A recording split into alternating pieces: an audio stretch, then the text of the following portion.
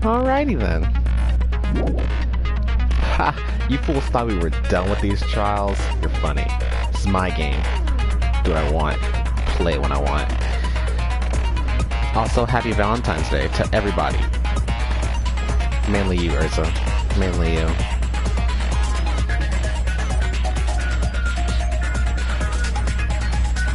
P.S.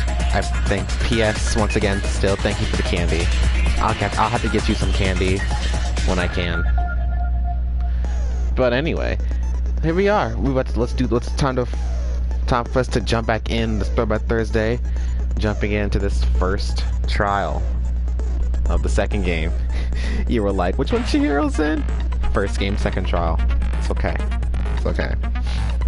Like I said, I picked these trials at random. Chihiro's maybe next, just to spite you.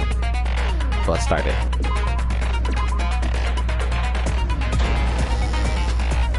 Now then, let's begin with a simple explanation of the class trial.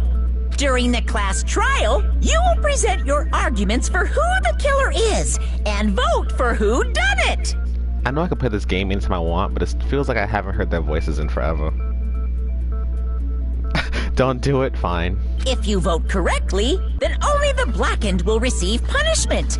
But if you pick the wrong person... Look at seeing these people alive again. I'll punish everyone besides the blackened, and that person will earn the right to leave this island.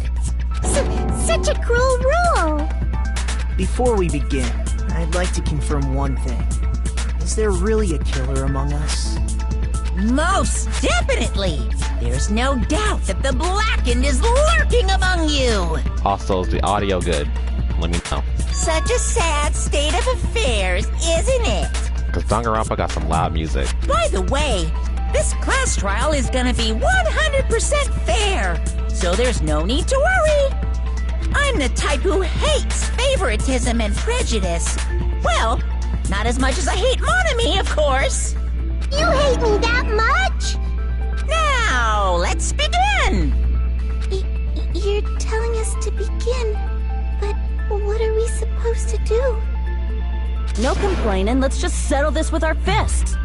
Were you even listening to the rules? Didn't that Byakuya bastard get killed in the dining hall, huh? Then everyone there is a fucking suspect. Yeah, what you're really trying to say is that you're not the killer, right? My hero, how you doing? No shit.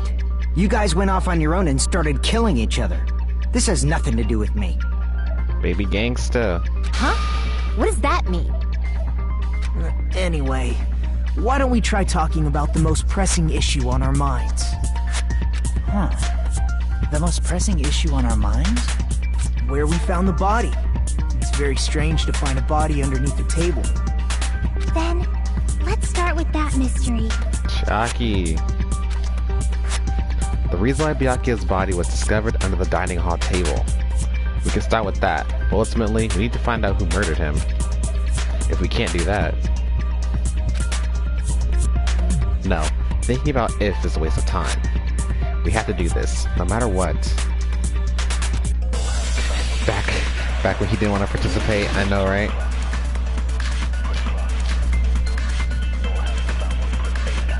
Why was Byakuya's body in a place like that? His body was underneath the table at the very back of the dining hall. After the killer murdered Byakuya, they probably moved the body there. Huh? Why? Obviously by hiding the body. They tried to delay its discovery! Like a dog burying a bone! Ibuki. Huh? What he just said was strange. It clearly contradicts the information I know. Why was Byakuya's in a place like... His body was under at the very back. After the killer murdered Byakuya, they probably moved the body there. No, that's wrong! I missed hearing my boyfriend say that. No, I don't think the killer moved the body. Huh? Why? Try to remember what the body looked like when we found it under the table. Though there was a lot of blood everywhere, there was no sign the killer actually dragged the body through it. So that's why you think it's impossible that the killer moved the body. I see. I get your point. My hero. Aw, and here I thought I had a genius idea. Kazuichi, boss. Too bad you're so stupid and boring and unpopular. Your life is meaningless. Cockroach. I respond better to praise, you know.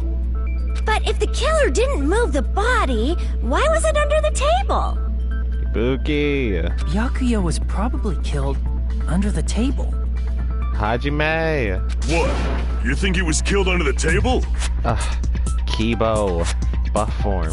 So Byakuya snuck under the table for reasons unknown. And that's when he was killed. I know, it's been a while since we've seen everybody together. Crazy. Then, shortly thereafter, we found his body under the table. That does make sense, but why did he go under the table? Obviously, he was hiding so he could surprise us. That dude was always a big jokester. The hell he was? You seriously couldn't tell what kind of person he was? Yep, praise king confirmed. Maybe he panicked during the blackout and dove under the table. It's a blackout, not an earthquake. Just because the power went out doesn't mean he'd dive under the table. While we were waiting for our throwback, did you get some of the V3 trial in? Because you're almost done. The reason why is probably connected to what Byakuya was doing during the party, don't you think? The reason Byakuya dove under the table. If it was connected to what Byakuya was doing during the party, then it's probably... I can prove it with this! It probably has something to do with the knife we found under the table. Knife? Oh, you mean that thing that obviously screams, I am the murder weapon! Byakuya probably noticed the knife was hidden there. So in order to get it, he moved under the table. He was particularly sensitive to the presence of dangerous items, so I cannot deny that possibility. Damn. You always passing out. But Do I make you stay up? Do I make you stay up There was late? a knife under the table. Do my streams make you stay up late? Or do you just stay up late by yourself? Like, goodness gracious, you passed out. You've been passing out 3 days in a row. Don't die. If he knew beforehand, he probably would have done something about it before the blackout, right?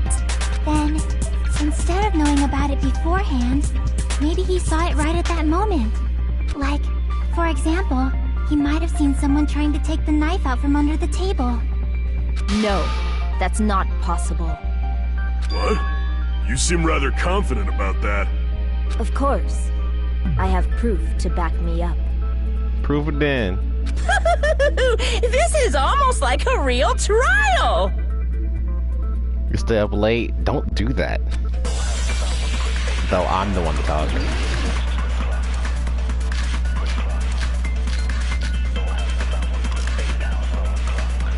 I'm sure Byakuya ducked under the table during the blackout. That sounds correct. If that's the case, during the blackout, Mr. Ham Hands must have seen the killer take the knife. But it was super pitch black! It was so dark I couldn't see my food! Byakuya couldn't see in the dark either. I doubt he could have seen the killer.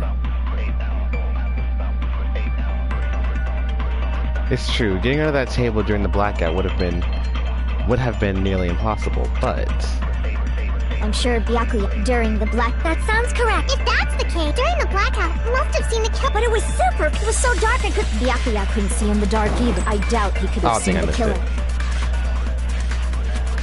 Let's try that again. I'm sure Byakuya during the black... That sounds correct. If that's the case, during the blackout, he must have seen the killer. But it was so dark I couldn't... Byakuya couldn't see in the dark. No, that's wrong!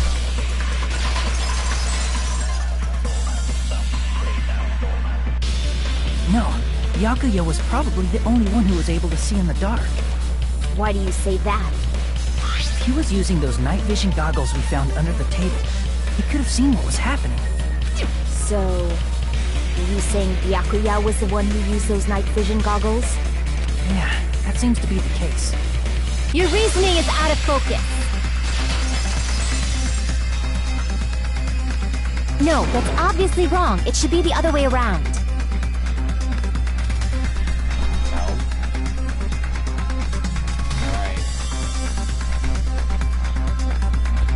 Other way around?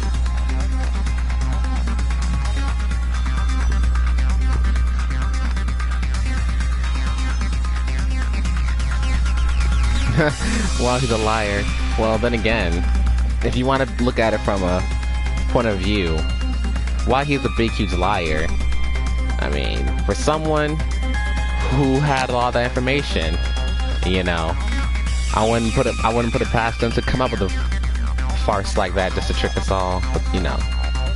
Seriously? The killer used those night vision goggles, not Byakuya.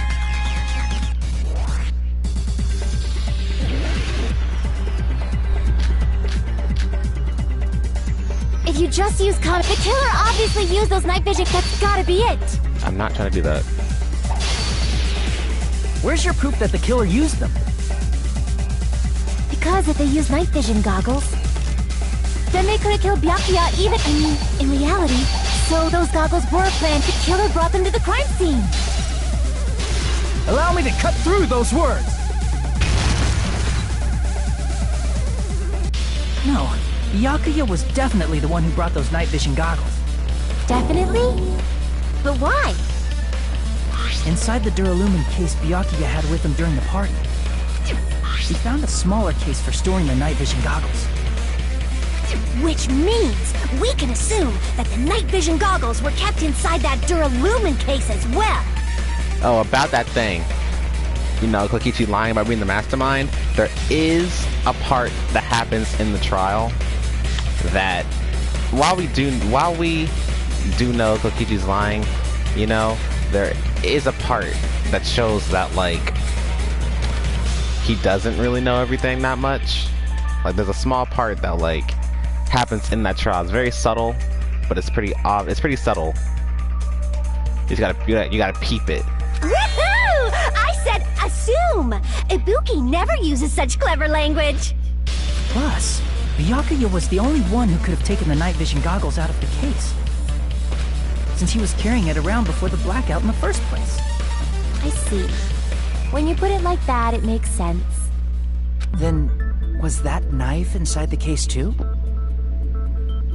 If there were night vision goggles inside, it wouldn't be weird for a knife to be in there too. It would be weird. I am weird, aren't I?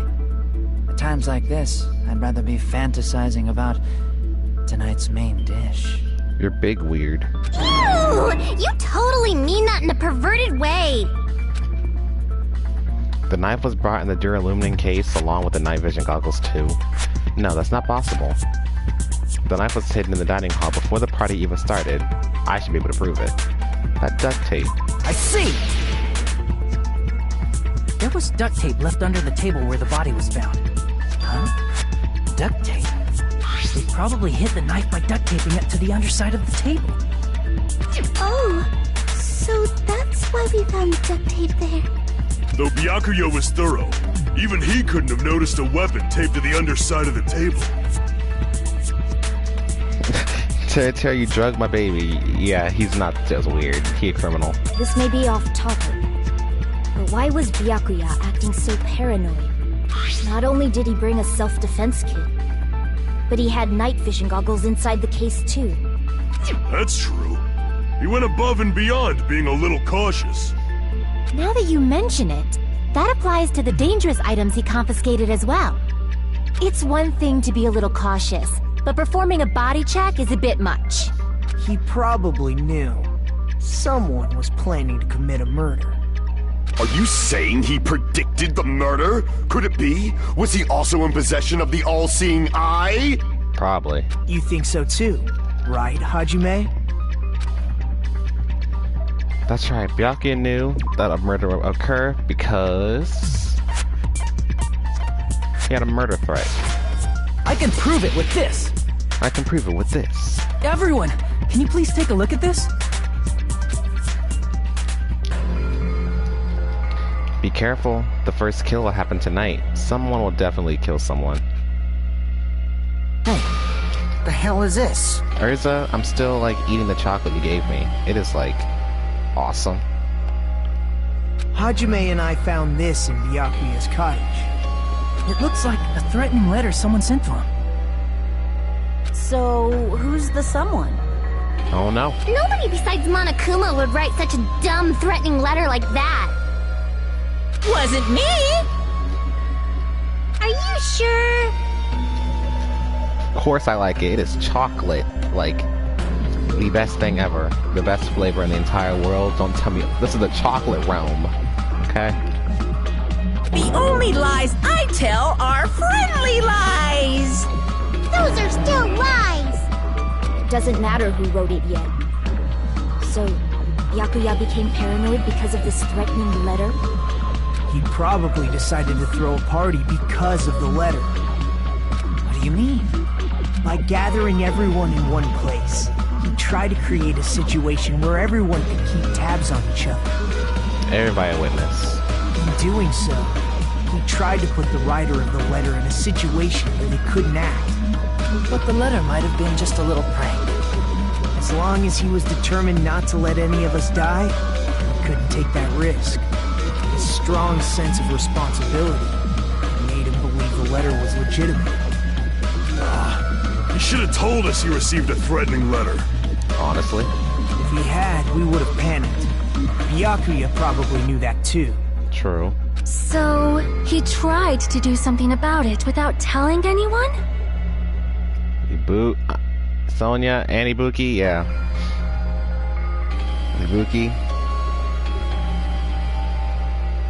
Ibuki's amazing. Sonya's amazing too. I see. Strong sense of responsibility as our leader was his undoing. I'm sure I've asked this question before, but you're pretty much nearing the steering end of, you know... You're nearing the steering end, but I'm gonna ask this question again. You're literally a chapter away from the finale of V3, so... Which cast is the best from all the games? Screw that noise! Who the hell wrote that letter? V3 cast for me will always be the #1 cast. Second cast after that, and then the first. Well, obviously, the killer. The killer.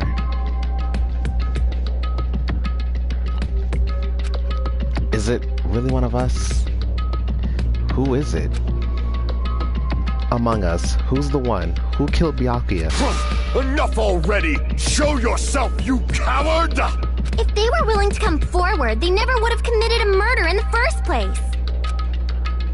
But I still can't believe it. Someone in this room killed Byakuya. There's no way I can believe that yet. Pardon me. Can I say something, please? Speak your mind, girl. What is it, Miss Sonia? I regret that I must return to this topic, but I just realized something concerning the night vision goggles. If Byakuya was indeed wearing those goggles, how did the killer manage to navigate in the dark? You're right. They wouldn't have been able to see anything without the night vision goggles. But if the murderer had the goggles when they took the knife, then how did Byakuya see them? Even if the knife bore some sort of mark, it would have been difficult to see it in that darkness. No, the killer definitely used a mark. And because of this mark, the killer is able to get to the knife from under the table into his hands. He used the glowing paint. I see! I see. What if the glowing paint was the mark? With that, you'd be able to get the knife even in the dark.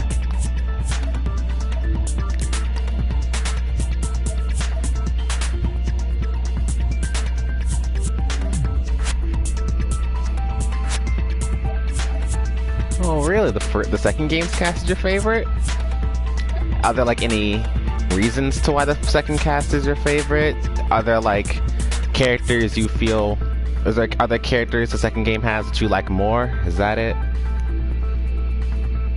In actuality, The knife we found under the table. And the duct tape stuck to the underside of the table were both marked with glowing paint, right? Does that mean the killer painted them in advance? But painting them with glowing paint? It's as if they knew the blackout was going to happen. They had to have already known.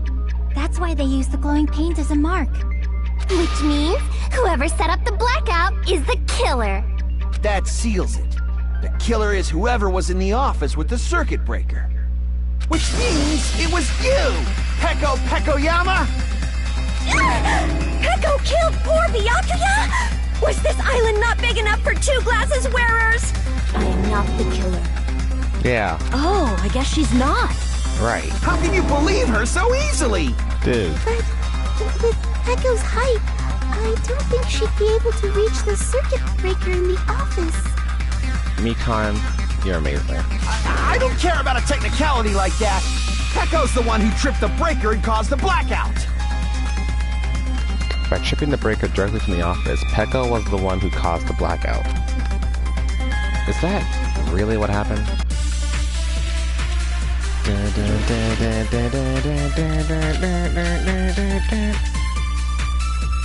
Since Peko was in the office, she could have caused the blackout at any time. That's impossible. Huh? Why is it impossible? Because I was not in the office. Not even before the blackout. What happened to your guard duty? Sorry. Oh, you weren't in the office? That's clearly a desperate excuse. Okay, the second game had all those guys. Alright. Okay. Fair enough. Just listening to Peko's testimony, it's not weird to doubt her. But I feel like I spoke to someone during the investigation who totally backs up her testimony. Since Peko was in the... she could have caused the... That's impossible. Huh? Why is it impossible? Because I was not in the office. Not even before the blackout. Oh, it's not that one? Well, whose was it? Since Peko was in the office, Maru. she could have caused the... That's impossible. Huh? Why is it impossible? Because I was not in the office. Not even before the blackout. There we go. I agree with that.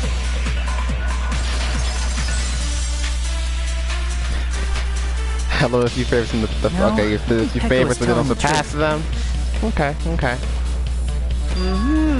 Don't tell me you're crushing on Peko. Nah, that's for you, Hiko's girl. I'm messing with her man now. Hey, it's nothing like that at all. Nekomaru's account is actually Peko's alibi. I've been trying to use it many times, but the door just won't open at all. It's true. Someone was occupying the bathroom for a long time shortly after the party started. If I had to give reasons for why I like the third game cast the most, let's see. Let me think. And it was finally freed up after Byakuya's body was discovered. Then the person who was in the bathroom that whole time was actually... Everyone else besides Peko was in the dining hall after the party started, right? Okay, so reasons why I would like the third game's cast the most is because, alright, while the second game did introduce us to like Nagito, you know, who was like my #1 favorite character back when I was like first introduced to Danganronpa. He was like my #1 favorite character, you know. Like my #1 characters changed. First it was Junko, cause you know, first game, the one who started it all. Then you had Nagito, you know, then there was that, and then the anime came and all that kind of stuff. And then like I found out and then V3 was coming along. I said okay. And then V3 came. V3 finally came. So I'm looking at it, and it's just like these I feel like the V3 cast, they all felt so unique to me. not to say that all the characters aren't unique. Every Danganronpa character is unique and wacky in their own kind of way. But the V3 cast, there's something about them that just made me like love them all so much. Cause like first game, I hated Hagakure, and Hifumi. I hated both of them. Wasn't really a fan. I wasn't really a fan of Mondo. Didn't really care about him. And didn't like Leon and utterly despised Sayaka. Okay, that's a few characters. That's a little handful of characters. Second game, I couldn't stand the little cockroach. I didn't care about Mahiru. Nekamaru, my first time playing the game, I did not like him. I found him annoying. But then I was like, no, he's a pretty cool dude. Then, that was it. So that's pretty much. I also kind of disliked Kazuichi, but he got better. And then, so less characters. And V3 came along. I'm like, dang, I can't hate any of y'all except Kaido. That's wild. And then, like, you know, plus Kokichi came, and Kokichi's just he's so fantastically written. Like, I just consider him a very well written character, as I've said many times, because he is a character many people debate about. Like, so many people have a debate about him. Plus, you know, V3, I also like hearing many people's thoughts about the finale, because the ending for V3 is, let's just say it's controversial. It's a very controversial ending. Let's just say that. And I have my own thoughts on it, which I will tell you once you finish it. I mean, honestly, with this break, depending on, you know, what you do, if you're not too busy during this week, you honestly could finish it. You could finish V3 by maybe Sunday or Monday, if you, like, you know, put the time into it. But I'm not saying force yourself, but I'm saying, like, you can easily get it out of the way real quick, because you're halfway done with the 5th trial, and then you got, hang on, just don't touch that dial, folks. I'm gonna check something real quick.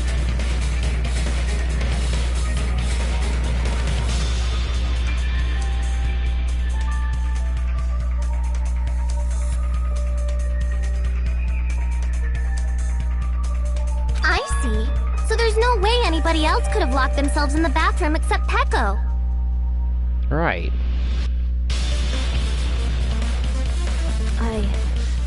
I guess that would be true. Yeah. You're in, yeah, so like you did, so you're pretty much, I don't know if you, okay, so you're either on you're on episode like 22 or 23. You have to be on one of those episodes. So you literally have like a few episodes left. You can finish it real quick, because 24 is when Weeby does the entire investigation, and then the finale is 25.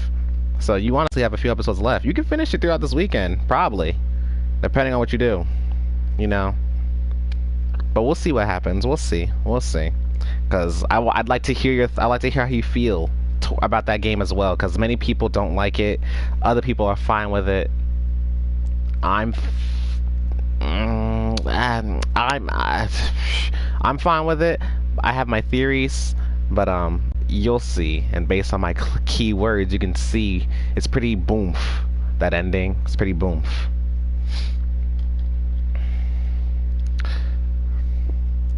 You locked yourself in the commode? You should have said so earlier. There's no way she'd actually say that. Gosh, you're so insensitive. If she locked herself in the bathroom for that long, there's no doubt. It's shit. Right? Oh, there's no way she'd admit it. There's no way she'd admit you was taking a shit. Right? Hey, weren't you guys taught any basic manners, or were you raised in a locker room? I was raised in the jungle. I'm sorry. It's fine. How about we stop talking about this and move on to something else?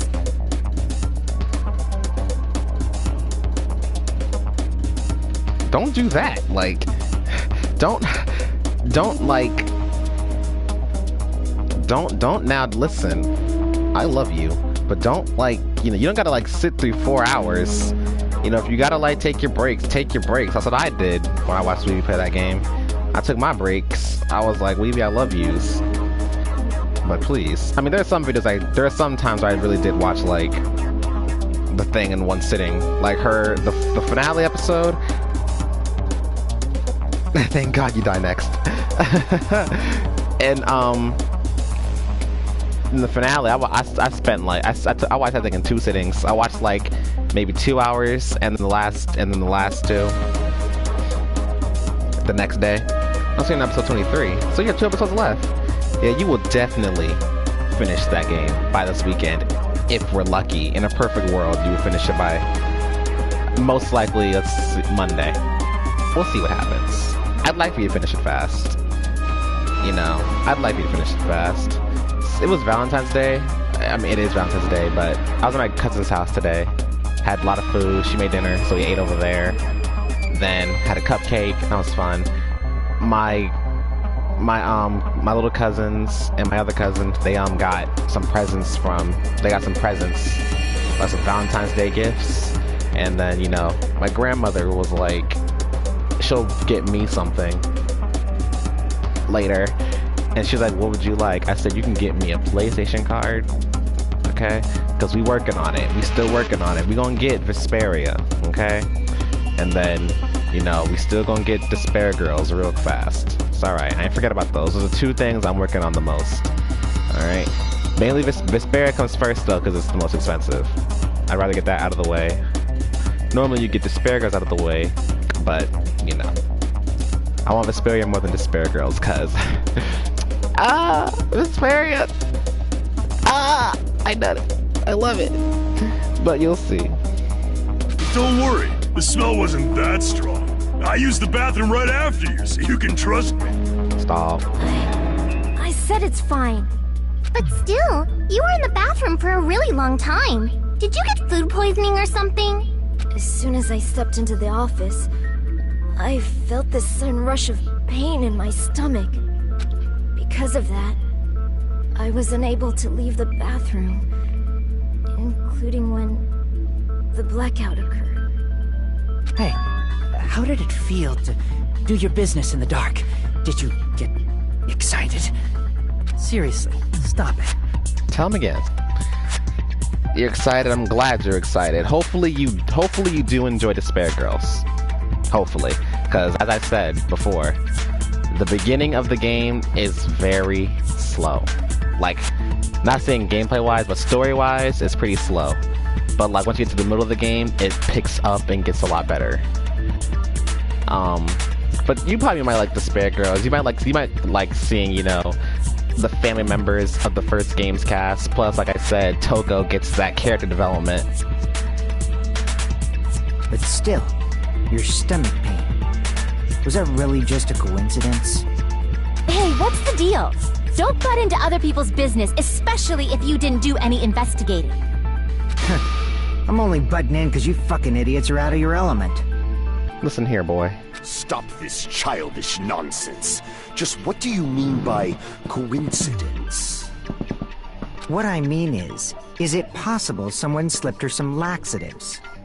I didn't do it. Laxatives? If so, the killer could have tripped the breaker as soon as that girl left the office, don't you think? That girl. I see. That might have happened. The question is whether Pecco's stomachache was a coincidence, or if someone intentionally caused it. Depending on the answer, the outcome of this trial could change drastically. Make your argument.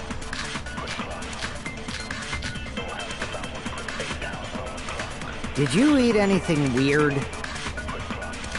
I don't remember eating anything weird. Now that you mention it... You brought food to the office, right? Just a little bit from the dining hall. There might have been some laxatives in it, don't you think? Taro cooked the food. How suspicious! I wouldn't do anything like that!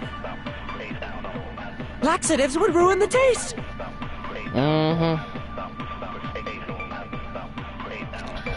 Whether Pecco's stomachache was a coincidence or not, or someone intentionally caused it, we need to clarify that first. Did you eat anything weird? I don't remember eating. Now that you mention it, you brought food to the office, right? Just a little bit from the dining hall. There might have been some laxatives in it, don't you think? No, that's wrong!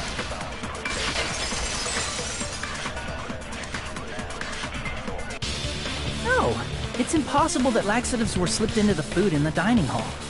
Because Pekka wasn't the only one who ate that food. Akane ate some of it too. If the food had laxatives in it, I'm pretty sure Akane would have had stomach issues as well.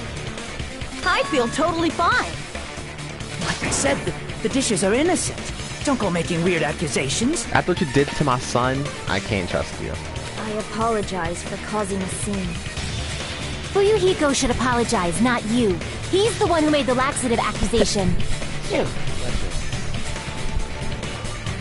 What the fuck did you say, bitch? Wanna fight me? There's this bickering. I'll get my tiny fist of rage. Let's just dismiss Pecco's stomachache as a coincidence and go back to discussing the blackout. Yeah. We already know that, you trashy skank. You don't have to tell us. The fact that I waited 2 chapters for you to get deceased. Trashy skank? As long as the murder happened during the blackout, then the blackout itself is what's actually important. So we need to make it clear how that blackout occurred.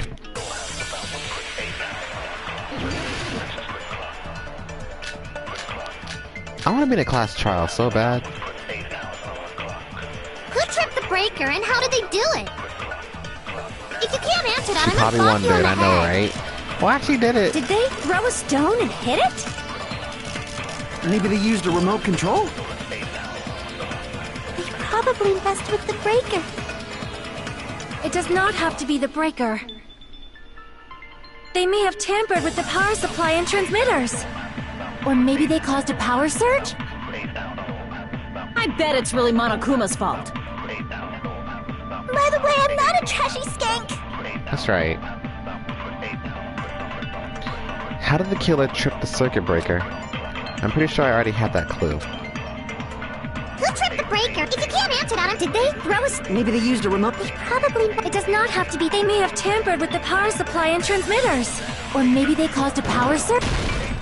I agree with that. I agree with that. It's just as Mahiru said. The blackout was caused by a power surge. Of course, that's not a coincidence. Someone caused it intentionally. Which is why those 3 irons were arranged to cause the blackout. When you found them right after the blackout, the irons were still on, right? Right. So by leaving those irons on in the storage room, they deliberately caused a power surge. Mm-hmm. Yeah. It seems that's how the killer caused the blackout. Stupid fool! Nani? Hold on a second, let me speak too! What the heck? You say the irons in the storage room were used to trigger the blackout? That's inexcusable! But...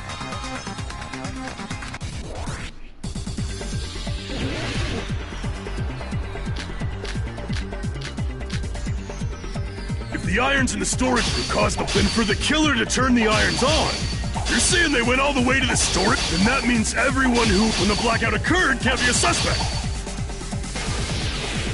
No, just because people were in the dining hall doesn't mean they're not a suspect.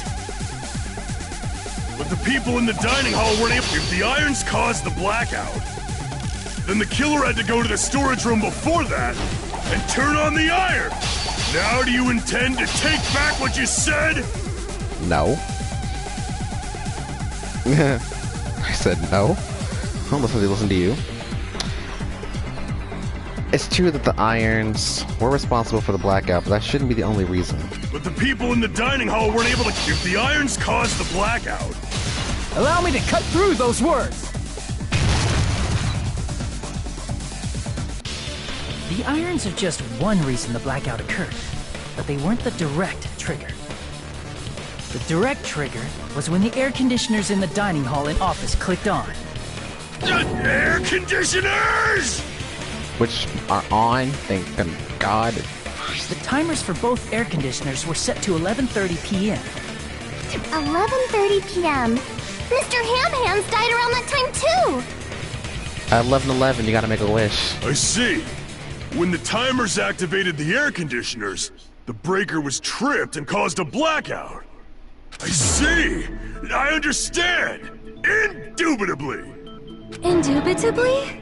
No. They probably checked the old building's energy usage in advance and used the irons to nearly max it out. So once they set the air conditioner's timers, they just had to wait until they started up on their own.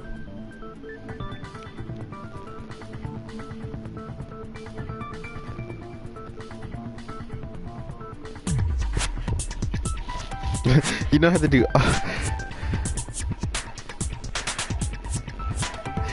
I had to do all the work. Listen, all the pro tags do all the work. Sonya is learning so much. Remember that meme? Even if Pekka was in the office, it still would have been possible to cause a blackout. Indubitably. That meme where she was like, if you get in my way, I will, how do the Americans say it? Oh yes, bust a cap in your ass. Indubitably? Miss Sonia, not you too. That will always be funny. Regarding the energy usage, they probably asked Monokuma about it. Dun dun dun! Is she right? Such a hateful bear! You deserve to die 1,000 deaths! No. 1,000, you say? If I died that many times, I might really stay dead, you know? But I'm immortal, so. Shut up!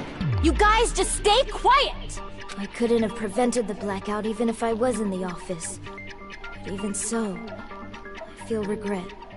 If I was in the office, I could have reset the breaker in time. And maybe the murder wouldn't have occurred. No, the breaker in the office was built into a high area of the wall that's impossible to reach. Resetting the breaker in that darkness would have been impossible, no matter what. Sounds like you don't need to blame yourself. Even so, the killer is so sly. I'm starting to worry we may never actually find them. It's alright. You don't have to worry. Because they're just a petty killer, right? They can't defeat symbols of hope like you guys. That's right. Huh? There's no way everybody will lose now.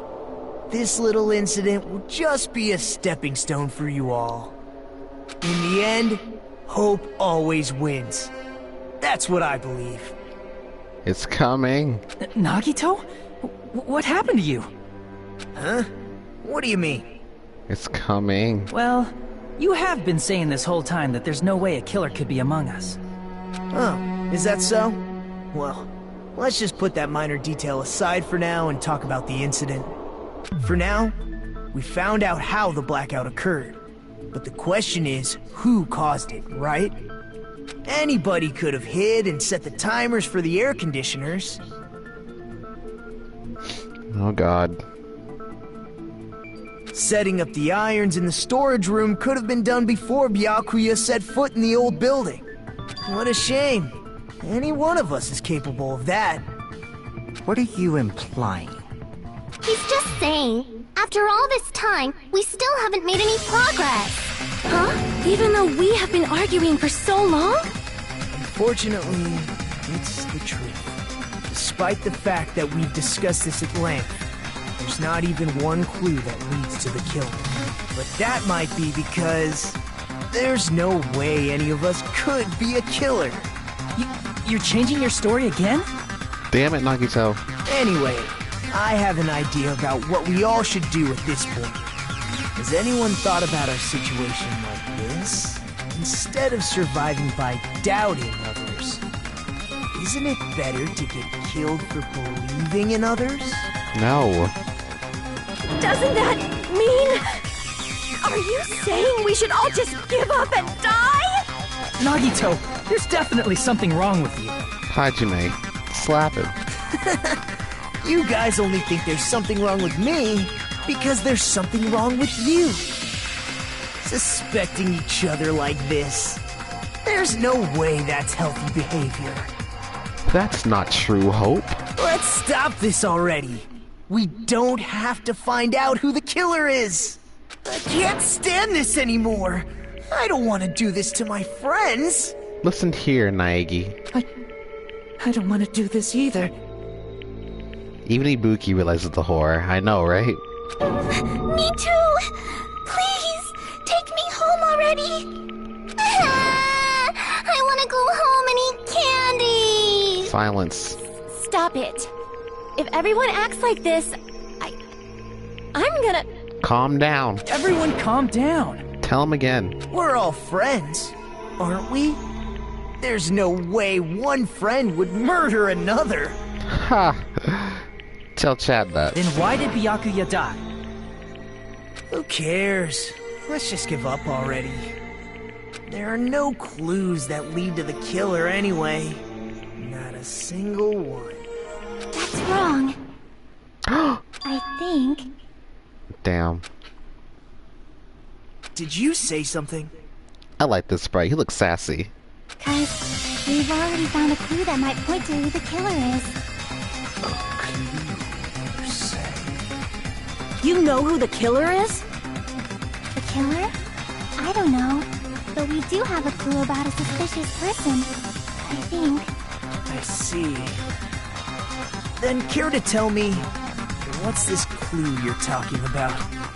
First of all, let's try thinking about how the killer was able to obtain the knife during the blackout. Didn't we already cover that? They use glowing paint as a mark. No, not that. I mean before that. Before?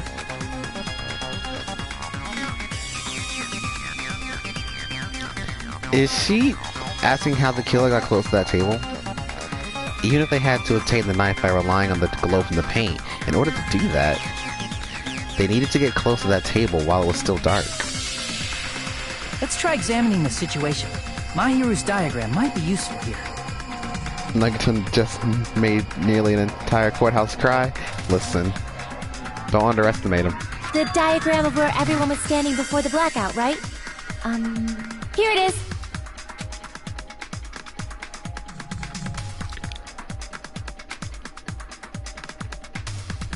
Just as I thought, this diagram is the clue.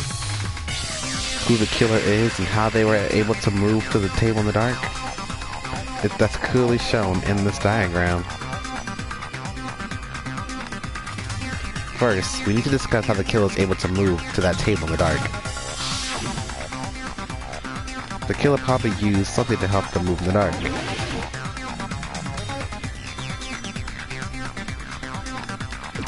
Here! The killer must have used the desk lamp to move to that table in the dark. The desk lamp? I hope you don't mean they turned on a light or something. There was a blackout. There's no way the killer could have used the desk lamp.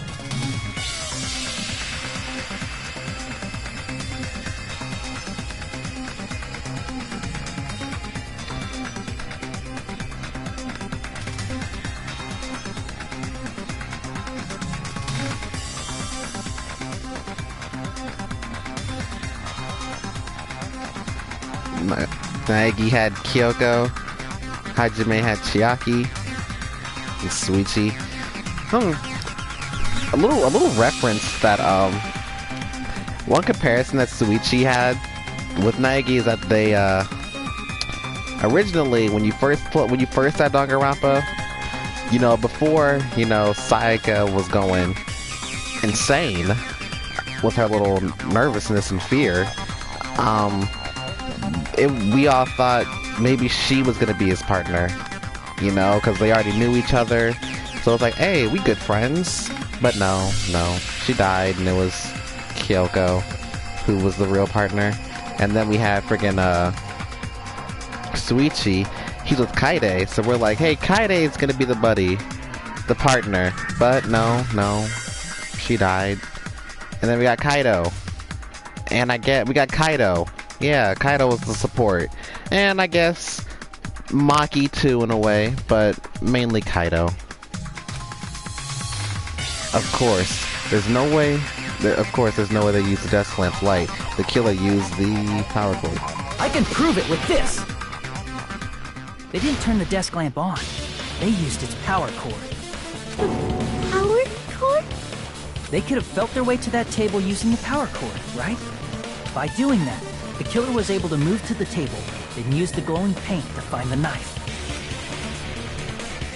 And there's only one person here who could have done that. Who? The only person here who could have possibly done it.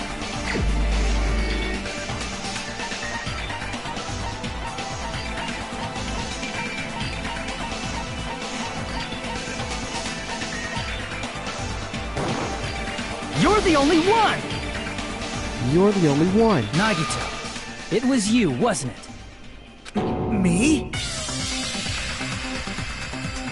Judging from everyone's positions before the blackout, the only person near the power cord was you. Which means the only one who could have felt their way to the table using the power cord was Nagito! That's just a coincidence. But still, you had a chance, right? A chance to hide the knife under the table? Nagito's chance to hide the knife under the table was after the blackout, when he was cleaning, before the blackout, after the murder, when he was cleaning. I see! I see. Nagito, weren't you cleaning the dining hall all morning? If so, you would have had a chance to hide the knife. That's... If you factor in the power cord and the time you spent cleaning, you're the only one who could have done it. Seriously! That's all just a coincidence! If it was just one coincidence, it'd be fine. But when it's one right after another... You fool me once, you fool me twice, dude. I wonder, is something like that even possible? Could it be? Did you give yourself cleaning duty on purpose so you could hide the knife under the table? Now that you mention it, Nagito did prepare the drawing to pick who cleaned the dining hall. To be honest, I already prepared a drawing because I assumed something like this would happen. To go to the trouble of preparing this, just what did you think would happen? Whoever draws the chopstick with the red mark on it will be in charge of cleaning, okay? Does that sound fair? You rigged the drawing, didn't you? That's how you got picked to clean the dining hall, isn't it? I don't know if you're the killer or not, but regardless, it proves that you're suspicious, right? If that's the case, that strange speech you made earlier, that was part of your plan too. You got us to lower our guard, and tried to hide the fact that you did it, didn't you, you motherfucker? Well, just admit it already! Nagito, tell me you object to this. Frankly, I don't want to believe it either. We investigated together. You were so kind. I can't believe you're the one who killed Byakuya. You were so kind. Here it come. Nagito, say something. Here it come.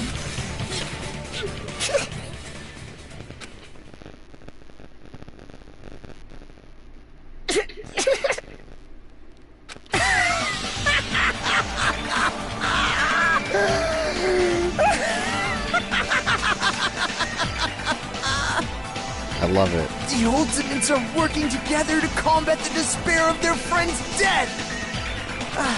How wonderful! How beautiful it is! Huh? Those eyes. At that moment, Nagito's eyes, the darkness in his eyes shone brightly as if layers upon layers of darkness were folding onto each other. It's as if hope and despair had been crudely mixed together. That's what Chad's like in the Killing game. Like, his twisted obsession with, games, pretty much.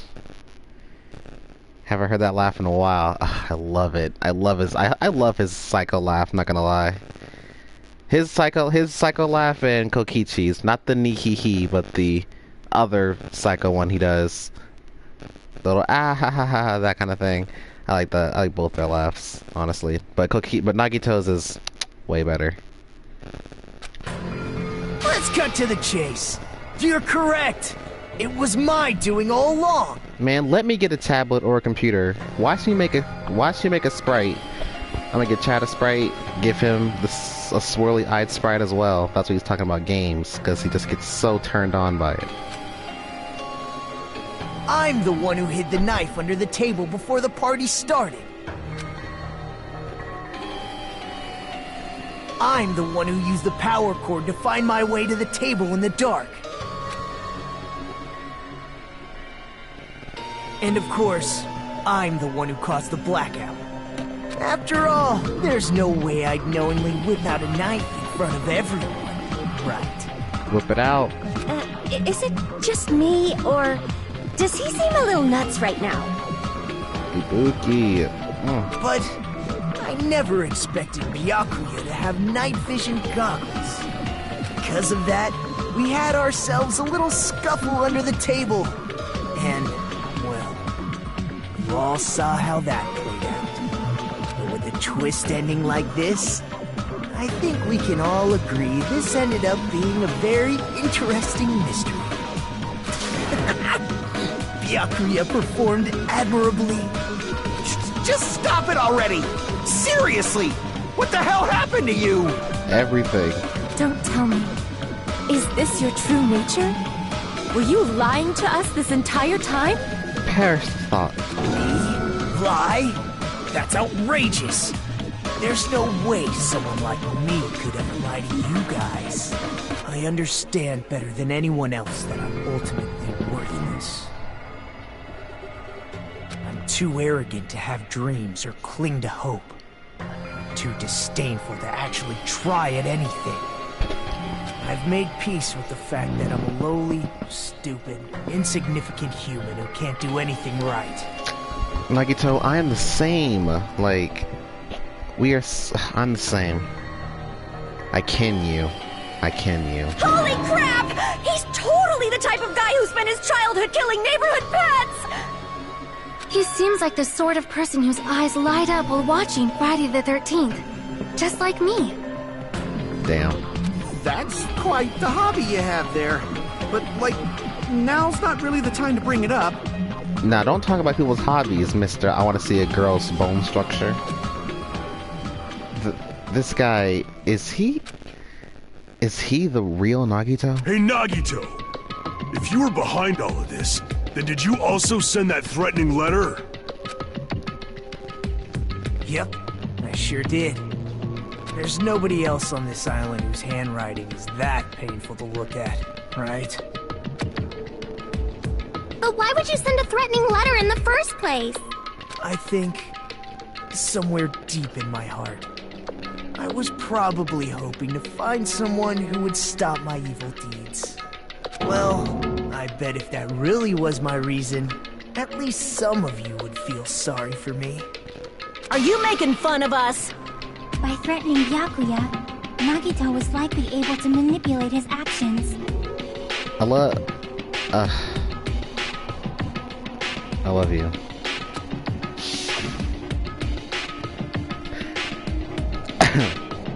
Sorry.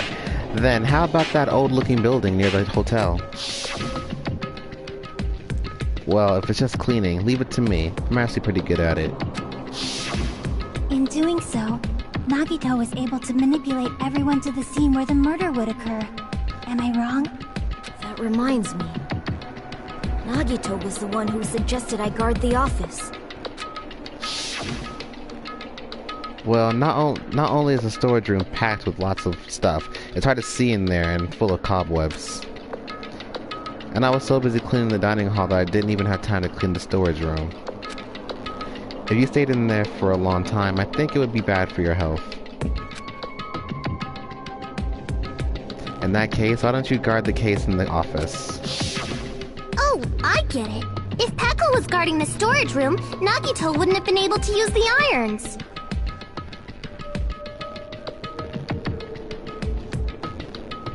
Urza, I am not a wonderful person. I'd rather be a dying troglodyte.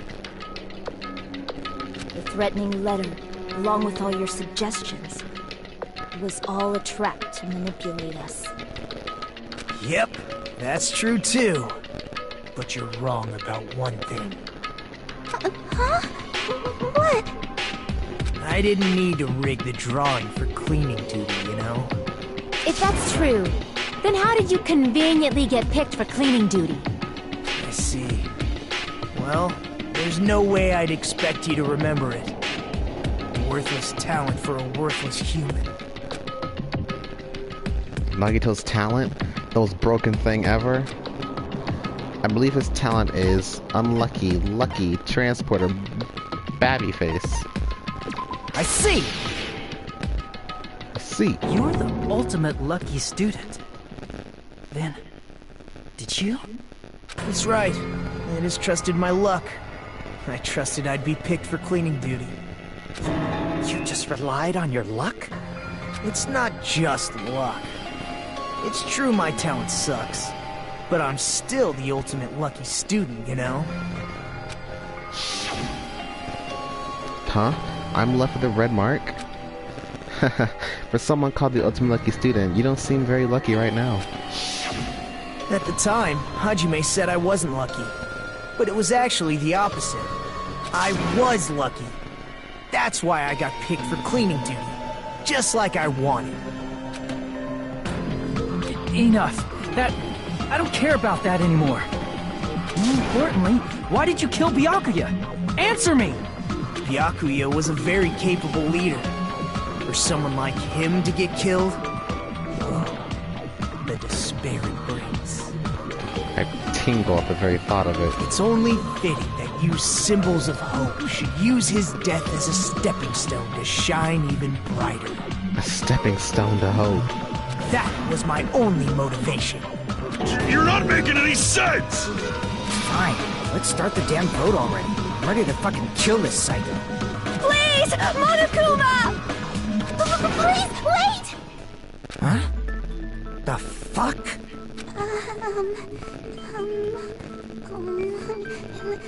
How should I put this? Is Nagito really the killer? What are you saying? He's already confessed, hasn't he? I already know that, but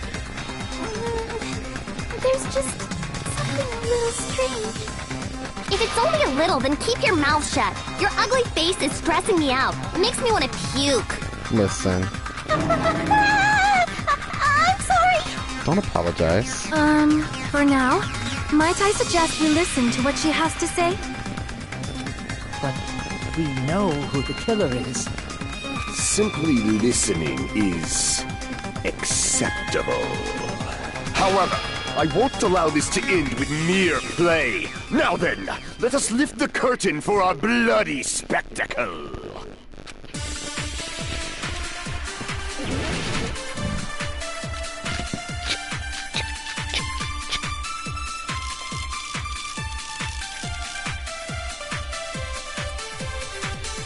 I think it's strange that... The killer is so obviously Nagito!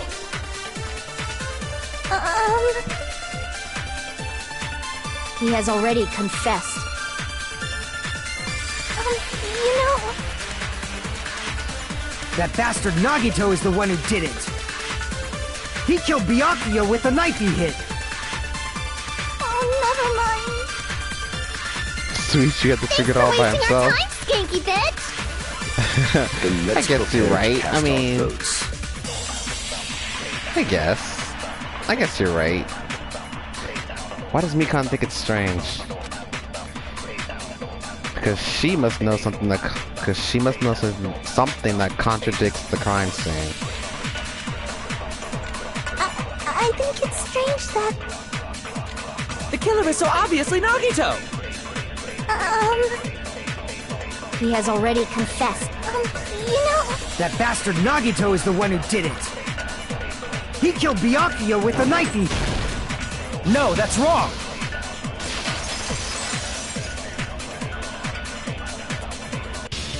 That knife might not be the murder weapon. That's what you wanted to say, right, Mikan? What the hell are you talking about? It's obvious the knife was the murder weapon. But based on the entry wounds on Byakuya's body, The actual weapon should be roughly 5 millimeters in diameter. 5 millimeters in diameter? That's like way skinnier than a knife! Hey, that better be true. If you screwed up, I'll sell your fucking ass to a whorehouse! Boy. Not a whorehouse! Hey, why are you threatening her? Is this what you're trying to say, Mikan? As long as we can't prove that the knife is the murder weapon, we can't assume that I'm the killer. What are you saying? No one else can be the killer. It has to be you. Hey, don't blame me. Mikan's the one who said it. I'm sorry.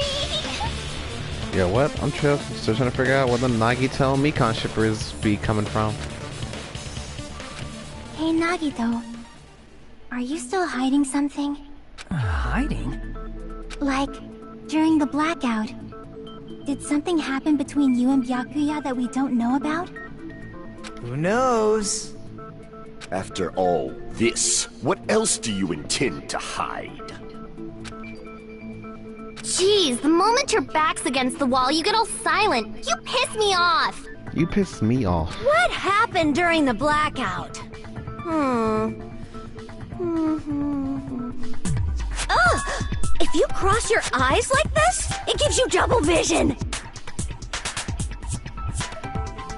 Don't get distracted. Our lives are at stake, you know?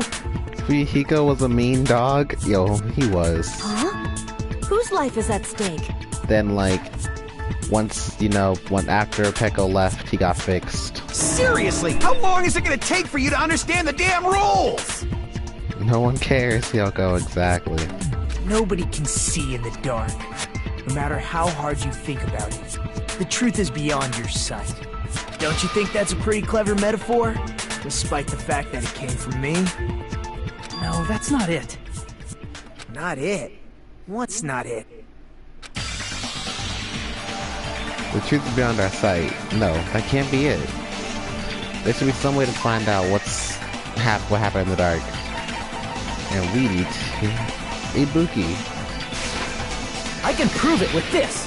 I can prove it with this. Even if we couldn't see what happened in the dark, I'm pretty sure someone could have heard it. Isn't that right, Ibuki? For reals? Yes. Don't act so surprised. You were the one who told me, remember? How everyone was shouting during the blackout? Everyone, calm down! We gotta stay calm in a situation like this! Ah! Don't step on my feet! What the hell? What's going on here? This is... Ow! Turn the damn lights on! I can't eat like this, you know! You guys? Where are you? Wasn't the blackout just in the kitchen? Perhaps the breaker overloaded? Hold on a sec. I'll go along the wall and do something about it. Ibuki is crazy cute. Like, Ibuki's adorable. Such perceptive hearing. Impressive. I'd expect no less from the ultimate musician.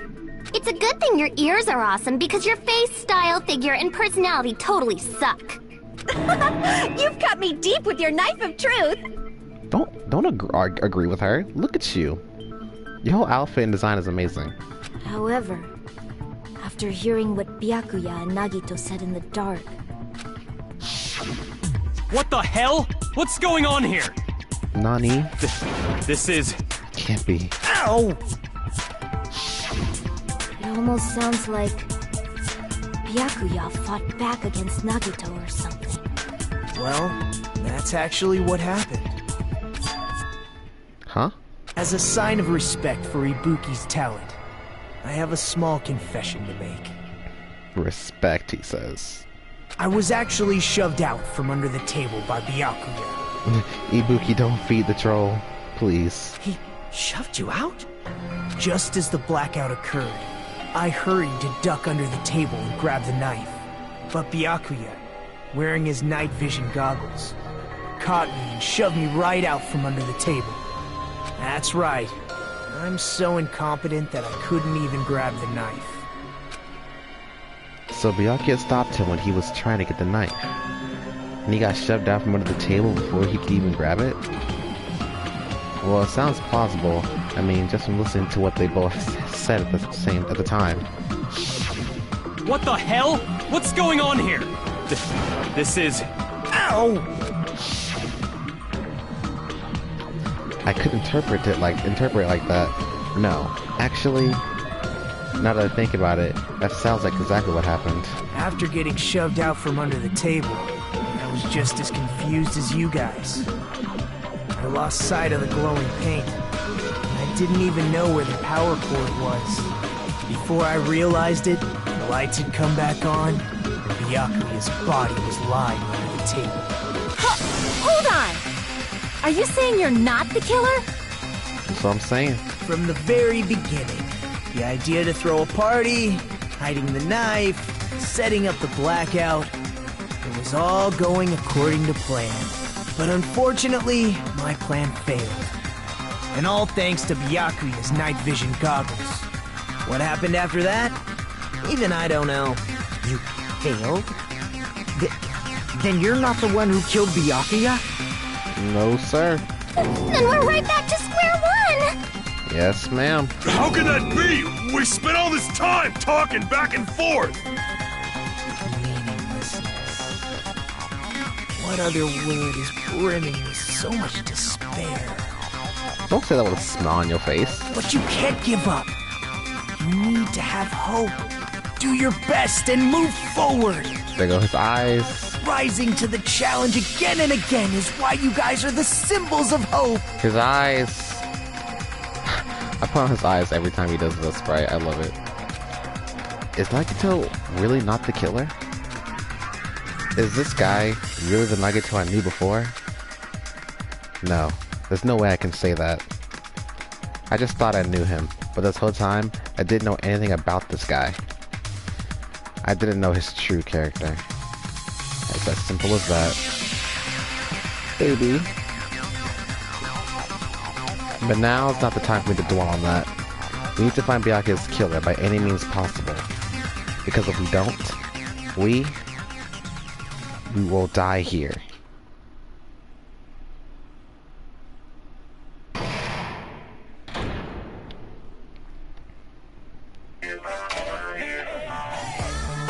Well now. Now then, the class trial has reached its climax, but... Okay, here's a question for you. What's this?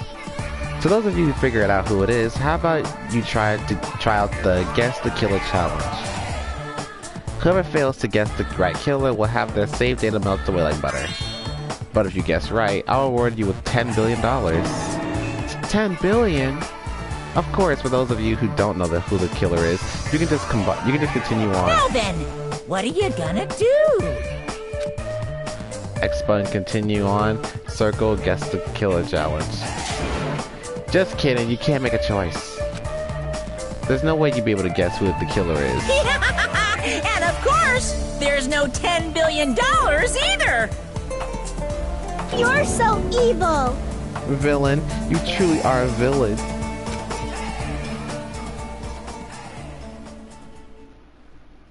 Want to save?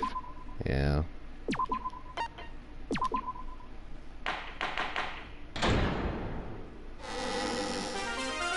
I'm Mon Ami! Don't talk to me. Well, what now? If the knife isn't the murder weapon, there's no definitive proof that I'm the killer. Shut up! We'll be the judge of that. You say you were shoved away, but you can't actually prove it, right? That's right. Even if a different weapon was used, it does not mean Nagito has been cleared of suspicion. My 4 Dark Devils of Destruction agree with this.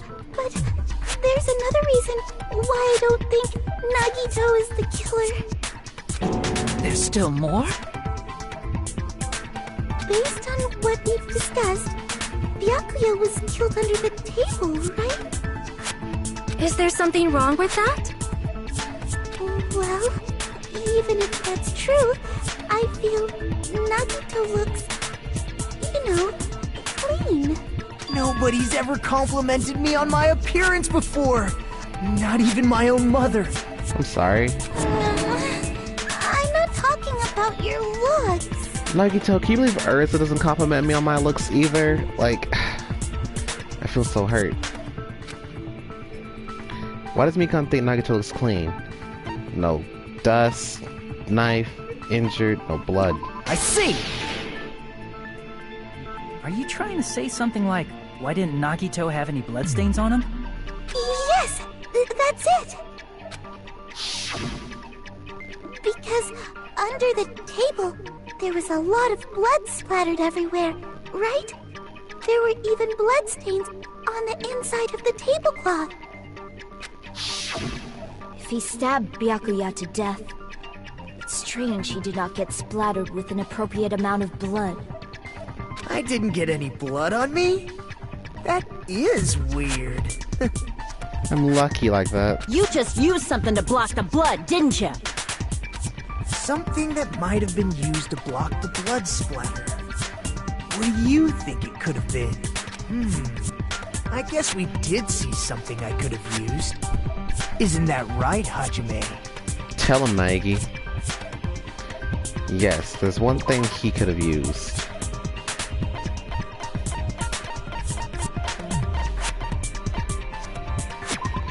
Oops.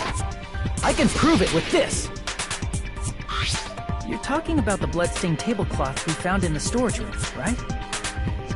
I'm getting nervous, Teru.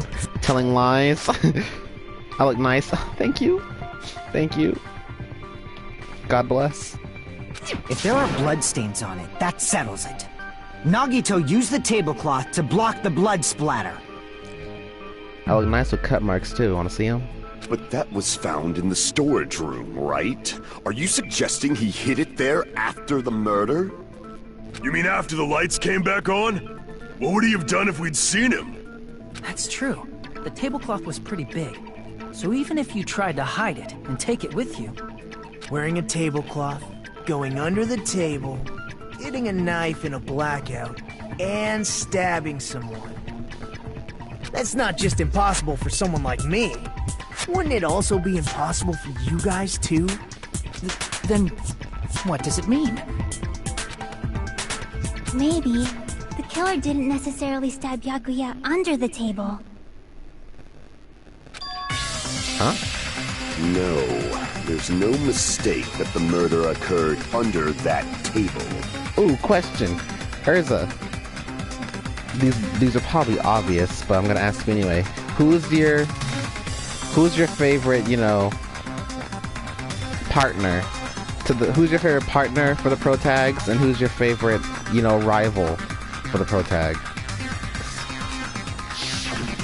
Even the inside of the tablecloth was bloody, so there's no denying Byakuya was killed there.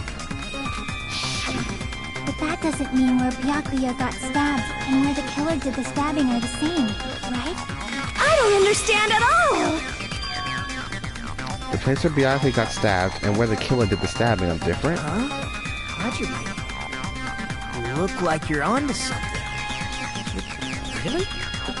But it sounds like a riddle. I feel like I'm onto something, but it's still not clear what that is. Under the table, but not under the table. If it's somehow possible, it's the only way that makes sense. Moving forward, we should put aside all unnecessary preconceptions and just choose the answer. I think.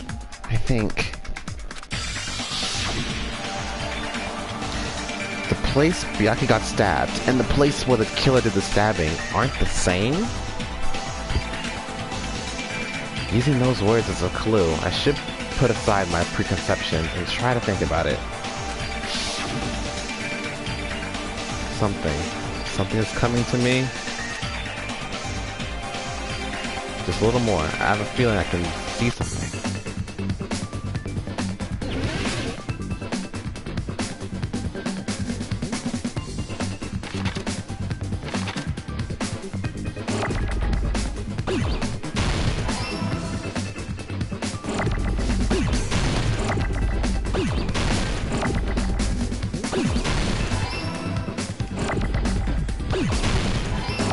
Oh snap, moves.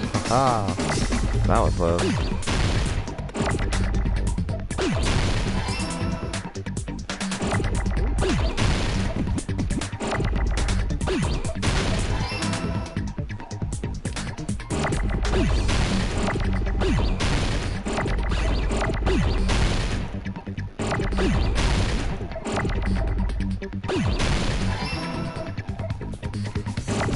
Oh.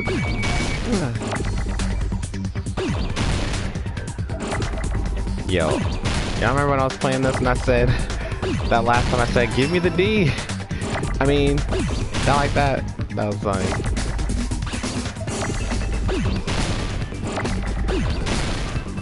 There it is. Come here. No.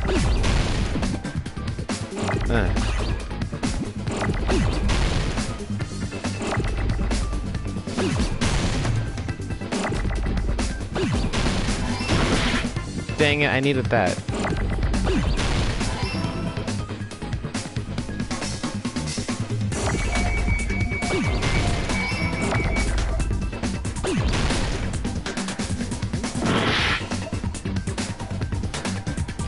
Oh. Got it. Got it.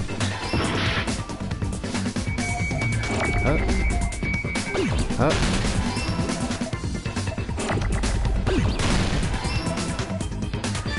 I got it!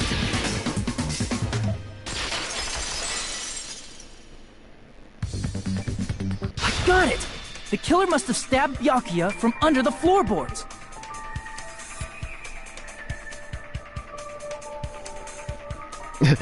Your favorite problem students, all of them? Okay. Okay. And then partner.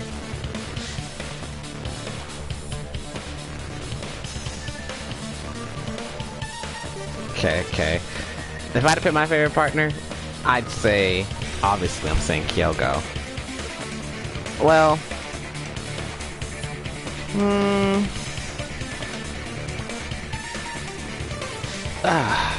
matter of fact, I can't just say Kyogo.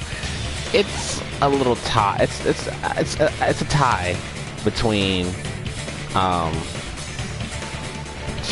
Shaki and Kyogo, and then favorite problem child. Need I say it? If I'm gonna say it, Kokichi. Under the floorboards? The floorboards in the old building are full of gaps, and there was no carpet laid out under the table. If they stuck the weapon through one of the gaps, they could have stabbed Byakuya to death. If so, that means the killer was able to get under the floorboards. Where? How? I don't know that yet, but I have a feeling there's someone here who does know. That's right, if I remember correctly, one person here should know how to get under the floorboards. You're the only one! You're the only one! Hey, Gundam, you dropped your earring in the dining hall, right?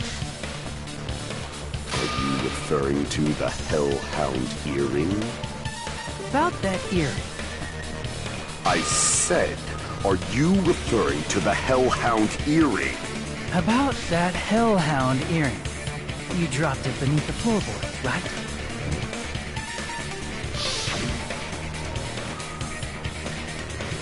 Ah, there it is. I have found it. Truly, that is the Hellhound earring. It seems God exists for my benefit. I see. Good for you. However, how do I recover it? I cannot fit my arm through this opening. Were I to use a tool, it would probably not reach either. Just a bit longer and I would have reduced everything, including that old building, to ashes. Same, Gundam. However, it's just as the old legend said. The Hellhound earring has returned to its owner, to me! Is it safe to say that that earring is the one hanging from your right ear? Huh?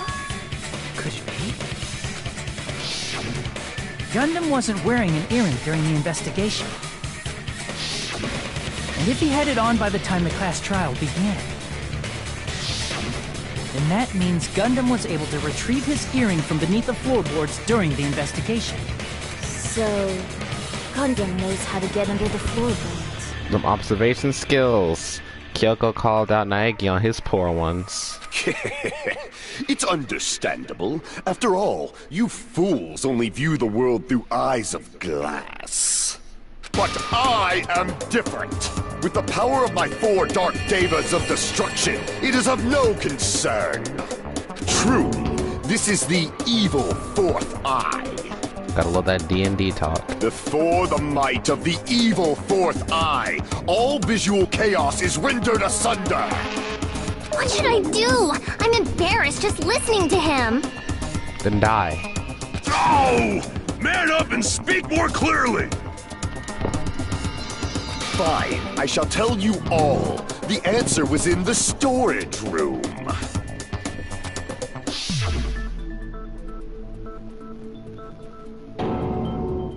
One of my 4 dark devas of destruction, Mirage Golden Hawk, Jumpy, has seen beyond the chaos.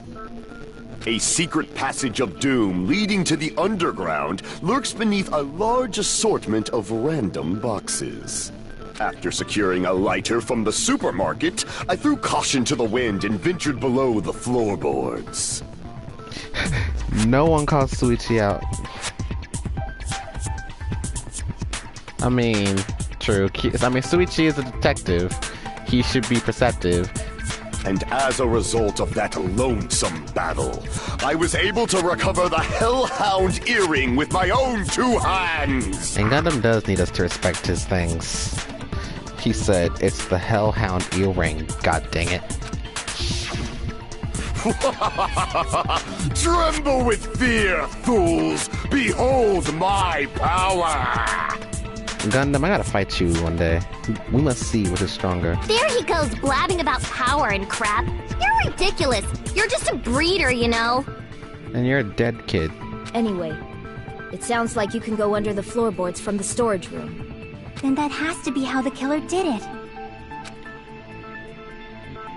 If the space beneath the floor is empty, it's not that far to move from the storage room to the dining hall.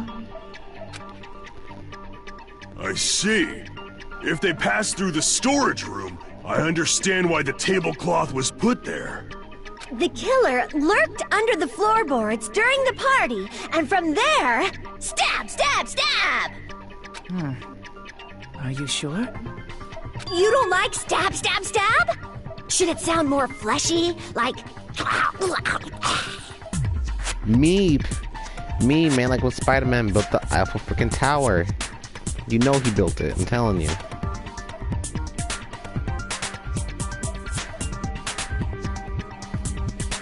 He's probably been talking about that. I bet, Gunn has been talking like that for a very long time. I bet his mom did go along with it. No, I'm not talking about your sound effects. You were saying they snuck under the floorboards, but that means they would have had to leave the party, right? So, was there anyone who was able to do that? Then whoever wasn't at the party is the killer. They must be the one who was waiting under the floorboards. Who wasn't at the party again? I didn't participate, but I was guarding the entrance, remember? Monomi over there can be my witness, right? Yes! This Monami over here is your witness! I believe there's no need to discuss this matter further, but I was unable to leave the bathroom. I was in the kitchen for a long time, but I frequently went to the dining hall to deliver my dishes. The only person who wasn't at the party... Judging from the photo I took before the blackout...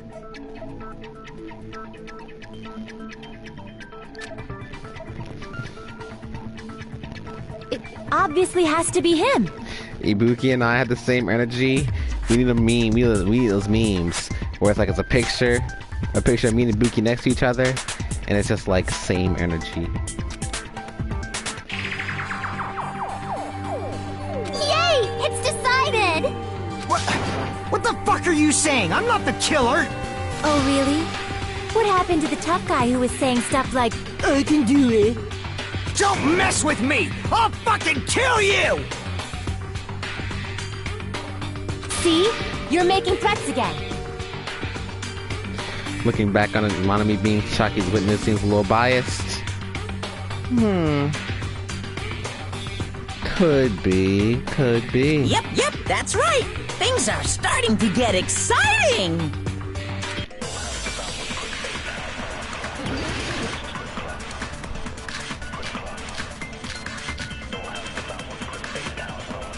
During the party, the killer was lurking under the floor like a cockroach. And they could have stared at panties all day. Without going to the storage room in the dark. Is that true, Fuyuhiko? Don't act like I'm the fucking killer! But when the party started, nobody saw you, you know. That means you have no alibi. The culprit is self-evident. An angry Pomeranian. The only person who doesn't have an alibi during the party is Fuyuhiko. But is he really the killer? During the party, the killer was lurking under the... And they could have stared at me without going to the store. Is that true? Don't act like I'm the... But when the party started, nobody saw you, you know. That means you have no alibi. Oh, it's not... Oh, I missed. There we go. No, that's wrong! I hit the white lines. No, Fuyuhiko definitely has an alibi. Isn't that right, Chiaki? Oh, you're right. Huh? What happened, Fuyuhiko? Oh, hey, what are you doing here, all alone at a place like this? I'm standing guard so Monokuma doesn't come inside. Heh, how diligent of you. I saw Fuyuhiko after the party started. There's no way he could have been waiting under the floor before then. You should have said that earlier, dumbass. Watch what you call her. It's still your fault. Like, why were you even lurking around the old building in the first place? Shut up! Maybe there really is a secret passage to go under the floorboards from outside, and he came to spy. What'd you say, motherfucker? Oh no! Wow, he got chewed out, but he looks super happy. He like it. Regardless, it's impossible to go under the floorboards from outside. Chiaki and I already confirmed that. Then someone definitely went under the floorboards through the storage room during the party. During the party? It was probably during the blackout. Well, if someone disappeared during the blackout, no one would have noticed. But walking down that dark hallway to the storage room is like trying to make Eggs Benedict without any eggs. You're right. I couldn't even see the office in that darkness, and that room was much closer. But is it really impossible? It might be better if we examine that possibility a little bit more. It was super dark, you know? There's no way you'd be able to find your way to the storage room.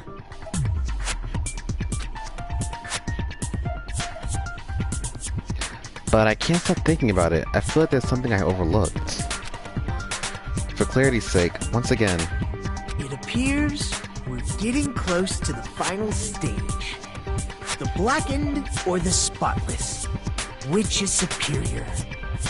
I think it's time to settle this. Do I get my music? Dang it, not yet. Not yet.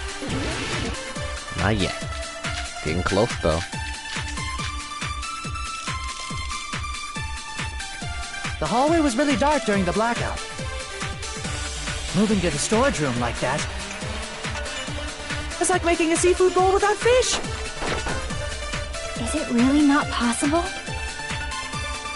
What if they used a string like the cord? Maybe there was another pair of night vision goggles? What a pain. I'm gonna go with my gut. What if they used a light? It definitely sounds impossible. The killer's method for moving in the dark might be what that one person suggested. If so, I might be able to prove it. The hallway was really dark during the blackout. Moving to the storage room, it's like making a seafood. Is it really not? What if they used a string? Maybe there was another pair. What a pain. I'm gonna go with what if they used a light? agree with that!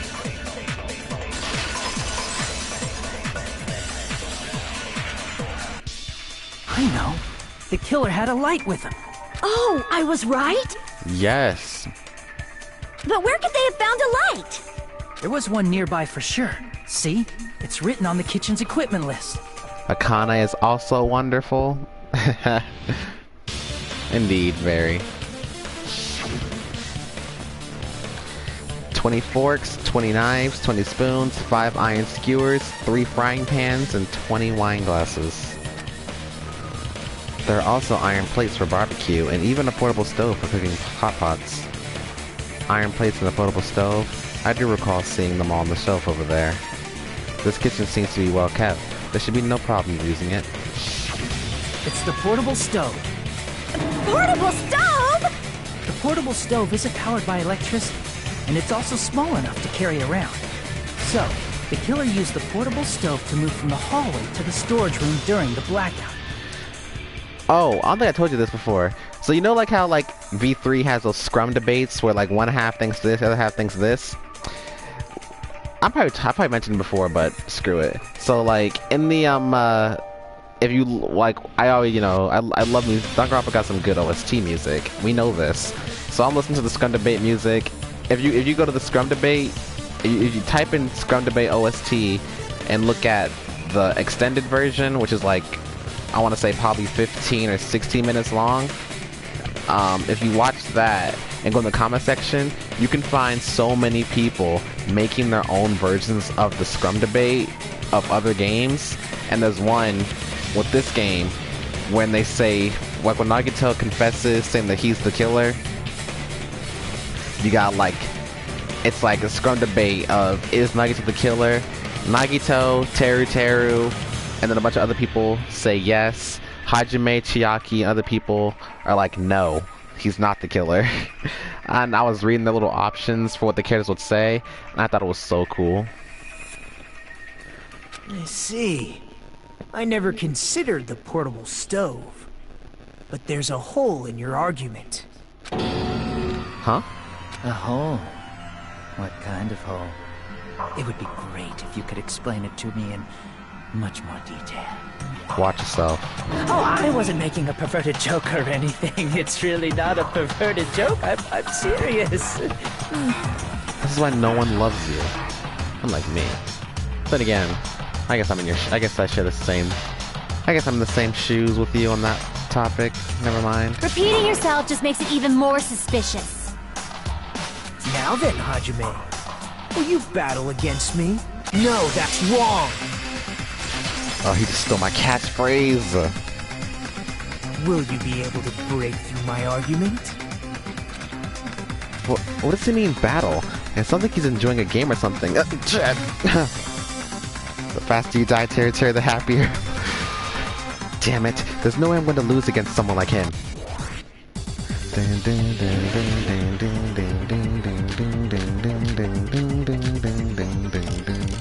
Did you forget what Kazuichi said earlier? He said the hall was too dark to see the office. The light from the stove that you mentioned, it contradicts his testimony.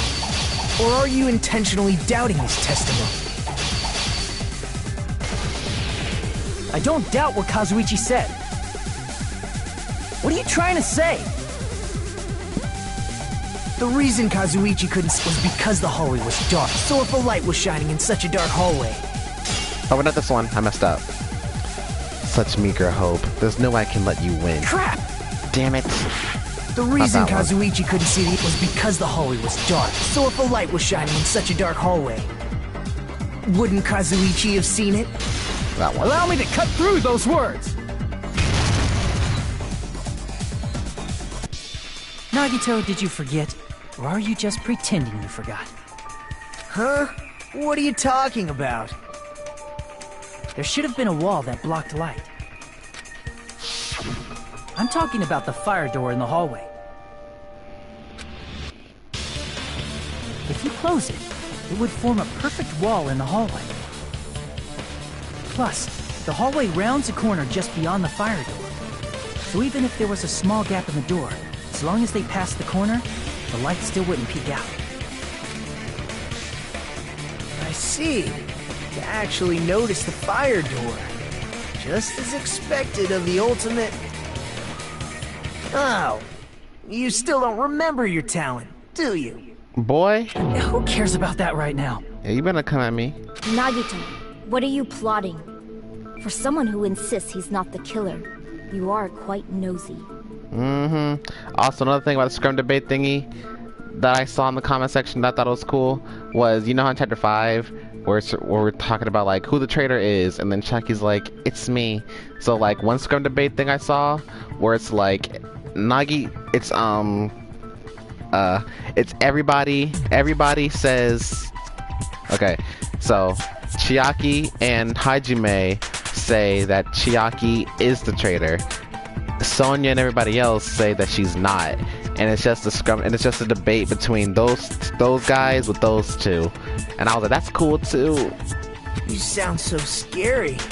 If you're that angry, why don't you take a deep breath?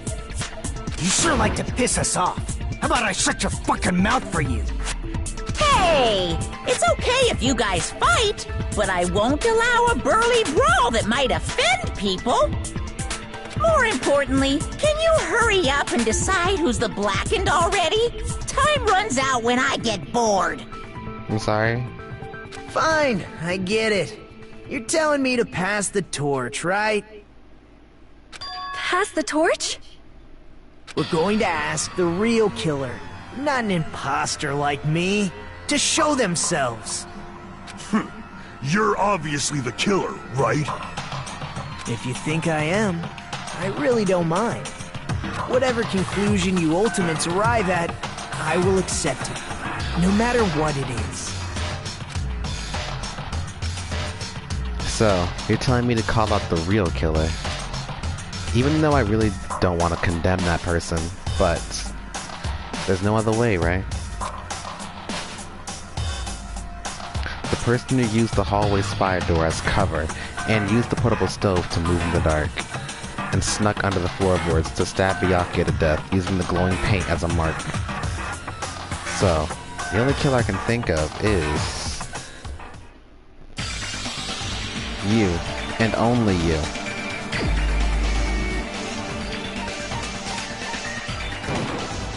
You're the only one! You're the only one! Teru. Could it be you? Huh? What? What are you talking about? Teru's the killer?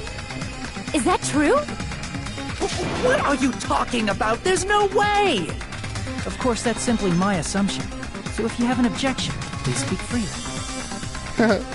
Objection or not, why am I being treated like the killer?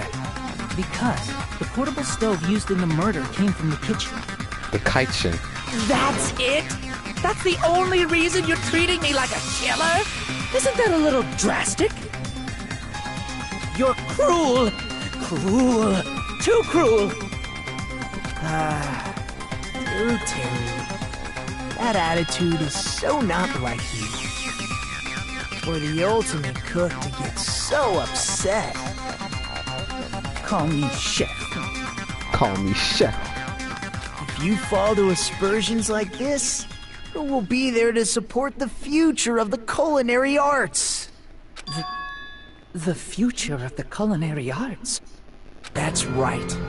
For the future of the culinary arts, you must face this and fight it fair and square. You're right. Yeah, that's totally right. So, what's an aspersion anyway? Is it yummy? Aspersion. Did you know asbestos is yummy too? You should try some later. Nagito, why are you interfering? Let's assume that the killer used a light, and that they used the fire door to mask that light, and that they moved to the storage room and snuck under the floorboards. Then what? It's dark under the floorboards too, so how would they be able to stab Byakuya? You're not gonna say they shined the light on Byakuya, right? The plan would have been ruined if he noticed. That's right. What do you think about that? There's no way you can answer, right? You personally haven't investigated what's beneath the floorboards. If that's the case, then Gundam should know. He actually went under the floorboards. No. Unfortunately, there was nothing related to the incident under the floorboards. Kyoko, don't do that. She should have been tied up. She got tied up in the end. We know this. She got tied up somewhere else, though. The only thing I found was a strange liquid shining in the darkness, near where Byakuya's blood was dripping. What? A shining liquid in the dark? That sounds super important! If there was a shining mark like that, they would have been able to move to it in the dark, right? And in doing so, it might have been possible for them to use that mark to target the victim. The victim was targeted by a mark. Had to have been the glowing paint. Oh no, not that. What? It was right here. I can prove it with this! I can prove it with this. The mark you're talking about is the glowing paint that was applied to the knife, right? Ah! By using the glowing paint as a target, they were able to judge where to stab even in the dark. I see. The killer didn't target an actual person. They just struck the moment the glowing paint moved. That would be the moment someone grabbed a hold of the knife. So, the killer used the mark that I prepared for finding the knife as a mark for stabbing. I see. That's why Byakuya got killed when he took the knife. But if they were able to do that, wouldn't that mean the killer knew about Nagito's plan all along? Well, Teru! Seriously? I don't know anything. Really, I don't know anything at all. Then can I ask everyone a question instead? I plead the fifth. You again? Just stop already! Why are you doing this to us? Now. We should give everyone a fair opportunity to speak. That's right. If Teru is the killer, that would mean he went to the storage room during the blackout. And just what did Ibuki hear during the blackout? Ah! Don't step on my feet! What the hell? What's going on here? This is... Ow! Turn the damn lights on! I can't eat like this, you know! You guys? Where are you? Wasn't the blackout just in the kitchen? She heard Teru's voice in the dining hall? Doesn't that prove Teru was in the dining hall during the blackout? That's right! That's exactly it! But Teru was in the kitchen the moment the blackout occurred, right? So, why was he in the dining hall? I thought the blackout was only in the kitchen, so I panicked and ran out of there. Of course, the hallway was dark too, but somehow I managed to move along the wall toward everyone's voices. Well, it's not that far to move along the wall from the kitchen to the dining hall. That sounds fishy. If I remember correctly, you can tell when a person is lying by licking their sweat. That's a JoJo reference. So, if you want, you should try licking me. I don't lick trash. I'm sorry. No way! You look greasy. Not even. But I heard Teru's voice in the dining hall! Ibuki swears on her honor! That's right. Teru was in the dining hall, not the storage room. Which means he's not the killer. No, that's not it. Why? Why do you want to keep falsely accusing me? It's not like I want to blame you. You should be so proud of yourself, Hajime. You're just progressing toward the hope you believe in. You shut up. Now, Hajime, show me more of your hope. Will that be enough to crush Teru's hope? Can I get my music now? Yes!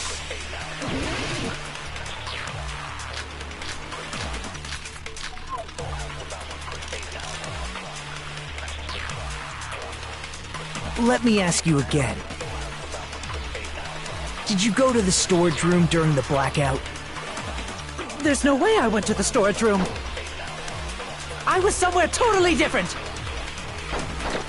I definitely heard Teru's voice. It's handsome, unlike his face. Maybe it was recording or something? Nope, definitely a live voice. Right, as long as I have her testimony. The fact that I was in the dining hall cannot be disputed.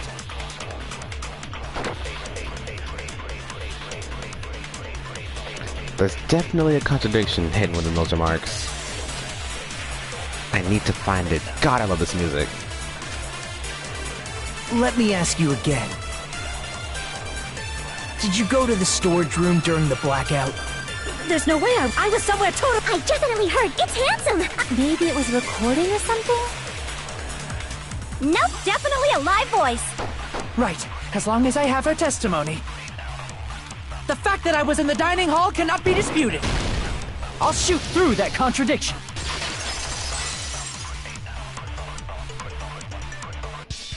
Just because we heard Teru's voice in the dining hall doesn't mean he was literally in the dining hall. Huh? Why? Remember the floor in the dining hall? It was full of gaps, right? So even if you shouted from under the floor, it should have sounded just like the voices in the dining hall. But... I see. So he brazenly shouted from under the floor to make us think he was in the dining hall. Is that true, Teru?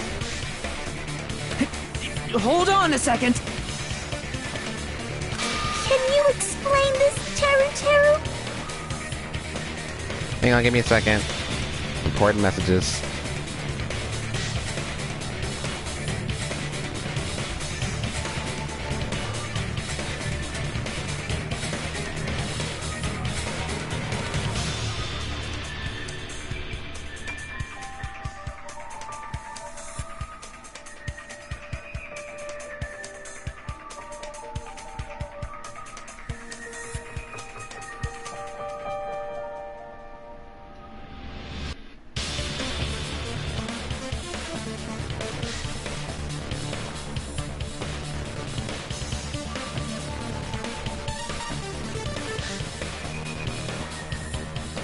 Okay.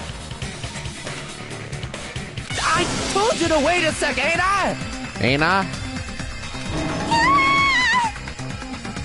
What are y'all even saying anymore? I'm telling you, I was in that there dining hall during the blackout. Doing the blackout. Where are you from again? Ooh, I was born in West Asafu and raised in South Aoyama. Yeah. Hey, you guys! This guy's a major liar! If Teru was in the dining hall during the blackout, he should have been there after the power returned, right? Well, I believe so. There's no way he could have gone back and forth in that dark hallway. Huh? Was Teru actually there during that time? I sure was. I was there the whole damn time. Whole damn time. Something like this shouldn't be decided by gut instinct. People's lives are at stake. Damn right. You guys should have been deciding this on the spot with your hazy memories.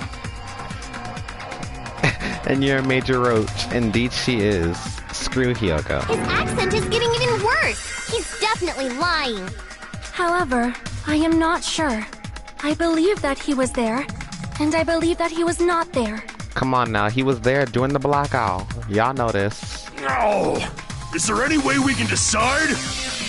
Why don't we consult his memories? His memories? Gosh, yeah, don't be saying things like that. Don't make no sense. Can you even prove I wasn't in the dining hall? Dining hall? Probably can. Oh, you again! Got a problem with that? Whether or not Teru was in the dining hall during the blackout, in order to know for sure, I'll throw that question at him.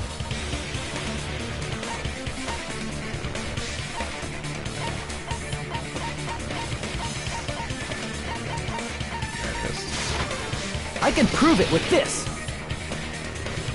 If you're claiming that you were in the dining hall when the power came back, then you should know how Mikan was positioned at the time, right? Whoa, what?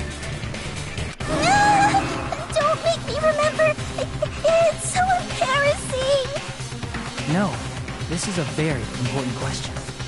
Very. Well, Teru, if you were really in the dining hall at that time, you should know the answer to that. Huh?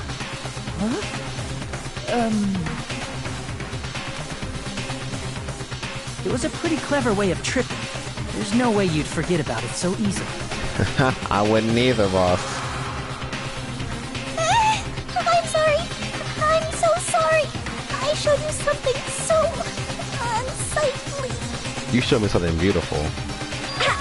How about it? You can't answer, Teru?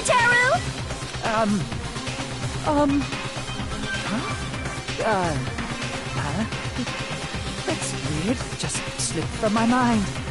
There's no way it would slip from your mind, especially not a pervert like you. Even so. Nagito, say something! I guess you might have to give up now. Wait, give up? What do you mean, give up? Teru. I'm disappointed too, you know. It's lonely watching someone I admire reach the limits of their hope. It kind of feels like a broken dream. Nagito, what are you doing? Why are you messing with the killer like that? Why are you so crazy? Hold on a sec. Don't go moving this along on your own like I really am the killer. The killer? Huh? But it's already decided, right? Sass. The murder weapon hasn't been cleared up yet, Chef? Cleared up yet, Chef? It's no use. I can't understand him anymore. Yo, your boy finna start talking like Nagito. It appears he's saying the murder weapon hasn't been cleared up yet. I'm gonna start talking like Teru from now on. You understand him? But it's such a sad defense. This is too cruel. Oh, you calling me the killer, then where's the weapon? What a weapon. Come on, Manumi! Enough with the whimpering and translate! He said, if you're calling me the killer, then where's the weapon? Weapon, huh? It's not the knife, right? Judging from Byakuya's wounds, it was a thin-edged tool that's roughly 5 millimeters in diameter. Also, if they stabbed from under the floorboards, the weapon would need to be at least 50 centimeters in length. After all this, who cares about the weapon? I can kill you immediately if I talk like that? Well, I can't kill you. Dang. Wow. I'll think about it. Not good enough! Not good enough at all! He said, not good enough. Not good enough at all. Fine, I got it. Let's try thinking about what the weapon was. Wanna do it? He said, try to do it. What a confusing accent. Anyway, we need to focus and think about this. A thin-edged tool with a diameter of about 50 millimeters and at least 50 centimeters in length. The weapon that meets those requirements might have been used at the crime scene. Huh? What's that?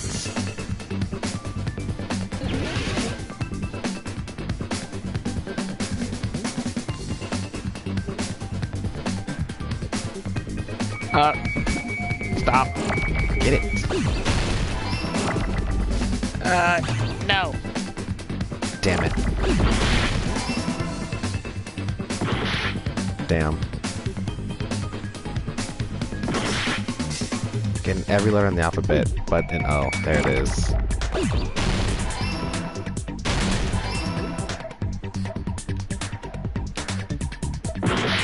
Yep. Yep. Yeah. Oh.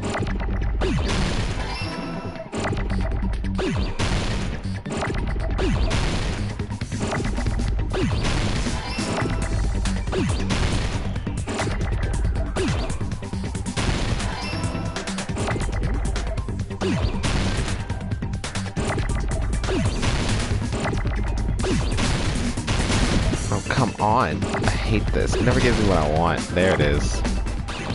No! God damn it, I destroyed them. No! My letters! There we go.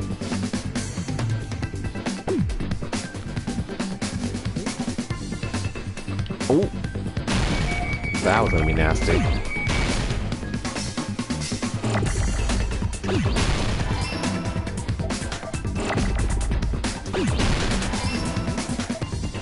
I got it!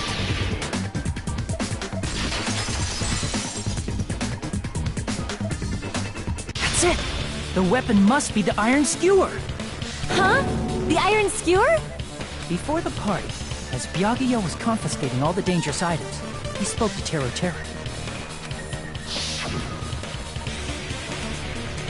I checked the equipment list and there seems to be one iron skewer missing. Ah, that's right. As far as I know, that's been missing from the start. So that missing iron skewer is the weapon? An iron skewer would match up with the wounds perfectly. Hey, Teru, where'd you hide the iron skewer? Avril Lavigne! What? Avril Lavigne? What? Huh? Did he really just say that? Right. He's just saying random shit to fuck with us. You probably dumped it somewhere on the island, didn't you? Right. This school trip has a no littering rule. If he had violated it, the island sirens would be ringing non-stop. And then Monokuma would have came out with the machine gun. Y'all saw chapter 2. Island sirens? Just for littering? And a machine gun.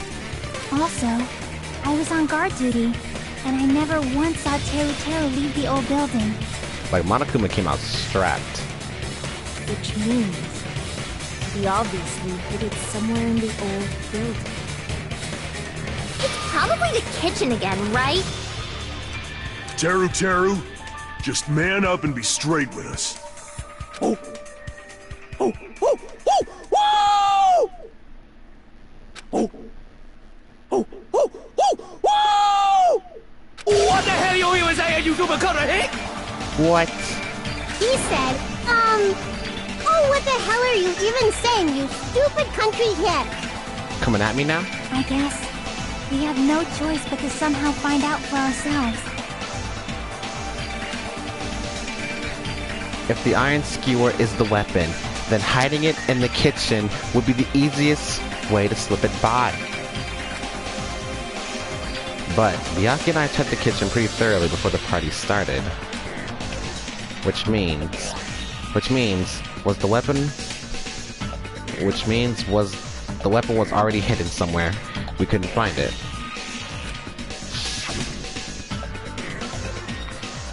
Could it have been in an unexpected place? Where would that be? Where did he hide a long weapon like an iron skewer? He hid it with the bone on. Think carefully. He said, I'm not hiding anything. Bone the meat on. I'm hiding anything! I'm not hiding anything! The bone meat on. I must reveal to Teru the conclusive evidence that proves he's the killer. Meat the bone on. Bone on the meat. Shut up! That's impossible! Nonsense! Unforgivable! I don't know! Paris Hilton! Shut up! That's impossible! Nonsense! Shit. No. Unforgivable! There we go. Where would the weapon be? This is the end! Meat the bone on. The bone meat on. Could the iron skewer have been hidden inside the piece of meat on the bone? The bone meat on the meat. Or What are you saying? There's no way I'd hide anything. In a place like that? Heck yeah. That's clearly impossible. I mean, that's inside the food. Hang on. Impossible. That's what Byakuya and I thought. That's why we overlooked.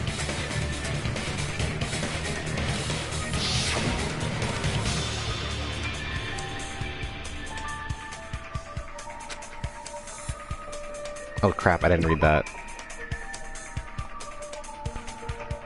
It seems there are no dangerous items, like that skewer in the Trosco over there, earlier, inside that pile of food. That appears to be the case. Phew, I wouldn't have known what to do if he said fish bones and meat bones are also dangerous items. But in fact, the only place you could hide the weapon was inside the food that couldn't be inspected. Out of all the dishes you prepared, the only one that could hide a weapon as long as an iron skewer is the meat on the bone. The meat bone on. I keep saying it? Okay, allow me to explain. So, that is the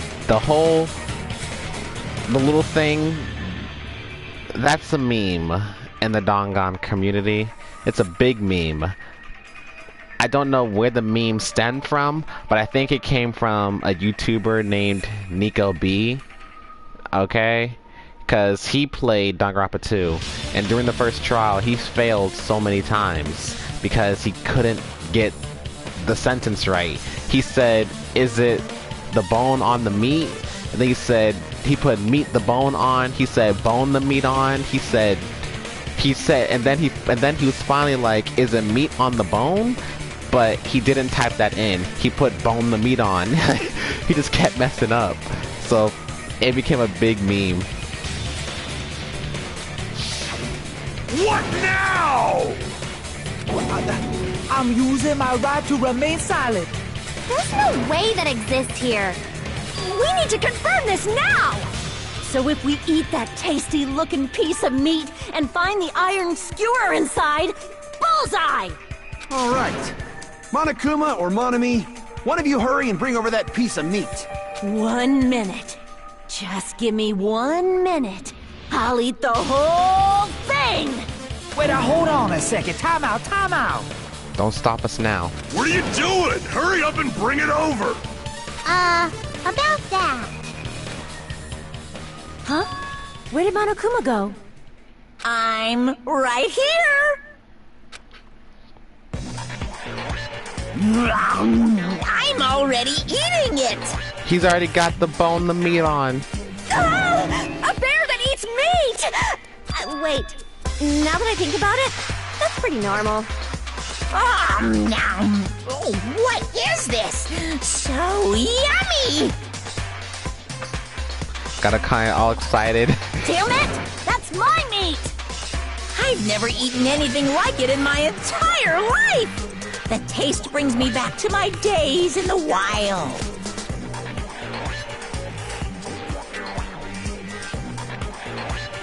This is bad. Seriously, this is really bad. My, there's something inside the meat! Look what came out! Isn't that... Is that an iron skewer? Check it out. The handle looks like it's made of bone. Pretty clever. Bone the meat on. The sword of destruction, encased in bone and sheathed in meat. It brought catastrophe unto Byakuya.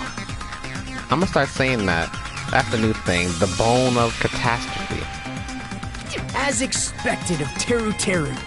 Such a fantastic weapon from the ultimate chef. You're wrong. I'm not the killer. I'm not the kind of person who would kill someone. I got it.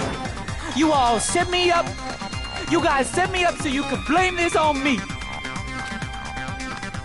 Jeez, what a disappointment. Indeed. Such an unseemly defense for an ultimate like you. Can you really call that hope? Hey, Nagito. I'm sorry, but can you just be quiet? Just shut up, please. Fine. Right. He said, "You're all nothing but a bunch of poor, loudmouth, fast food eating hicks." You don't need to translate anymore. Somehow I can tell what he's trying to say. Here's a text box. Let's just deal with Nagito later. More importantly, we should first... I guess we need to settle this. Once and for all. To do that, we need to go over the entire incident from beginning to end and make everything clear. Go over the entire incident. And then, I can prove Terry's crime. That's right. If we don't do that, we can't end this no matter how much time passes. So, we need to do it.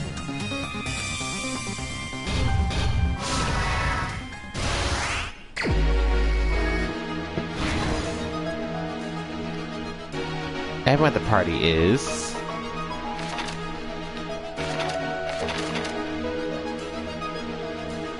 Officer room.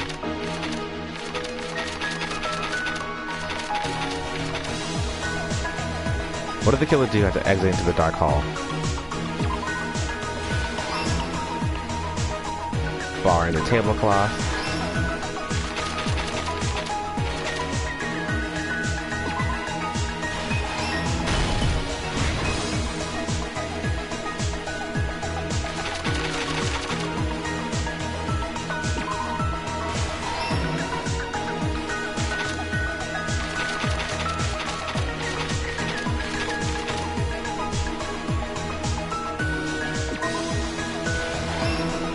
Night vision goggles.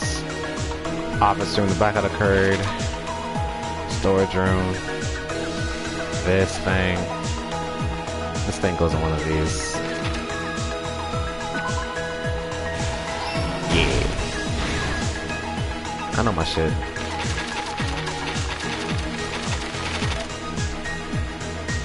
I heard it. Yeah, White Buki looked badass in that shot.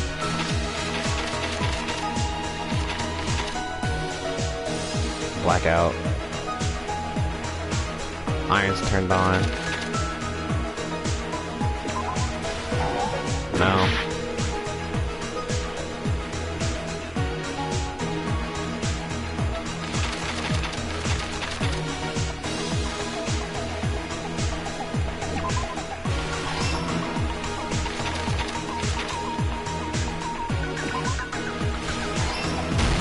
There we go.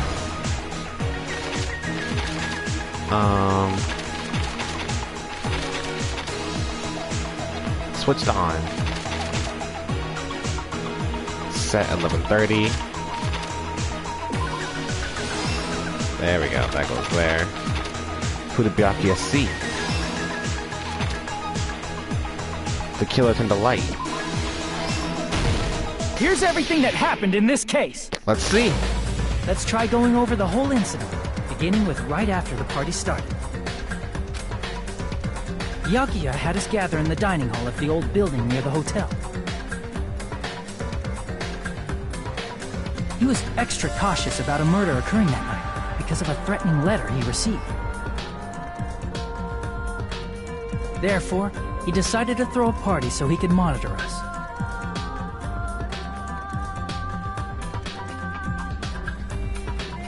Though one person didn't come, the rest of us assembled at the dining hall, and the party was underway. But at that time, the trap set by a certain someone was already in motion.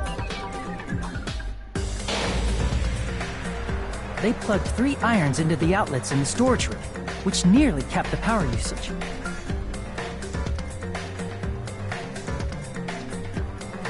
Additionally, they prepared something else that would activate at 11:30 p.m.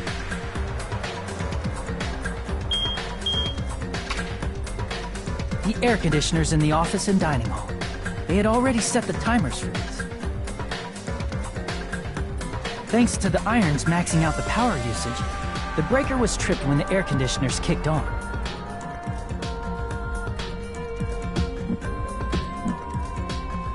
Since the windows in the old building were covered, the blackout plunged the dining hall into total darkness.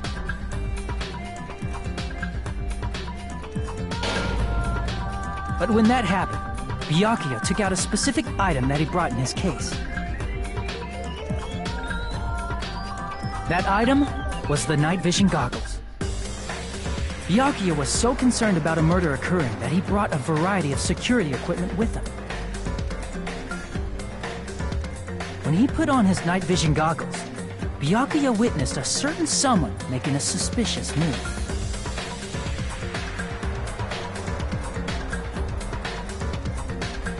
He saw Nagito guiding himself with the desk lamp's power cord so he could get under the table. That's right, everything up to that point was all part of Nagito's plan. The murder warning to Byakuya, the source of the blackout, it was all Nagito. While the blackout was happening, someone else, the real killer, began making their move in the kitchen. The killer probably already knew about Nagito's plan, so they knew a blackout was coming. That's why the killer prepared all the items they would need to commit their crime in the dark beforehand.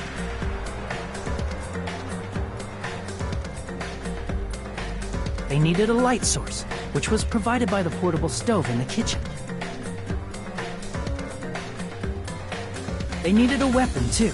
This had also been hidden in the kitchen beforehand. Meet the bone on. The long iron skewer used in the churrasco dish. The killer hid that inside that meat with the bone in it. With the meat bone on it.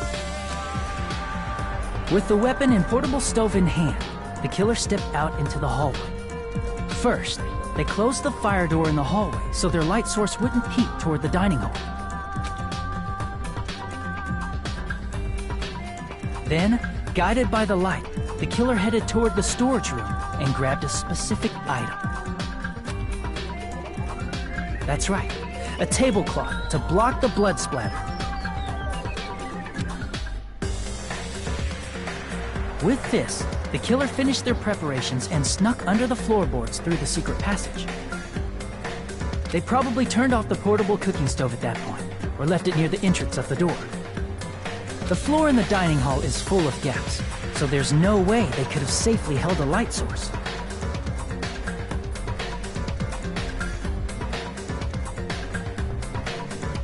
But thanks to the glowing mark they painted earlier, the killer was able to get beneath the table.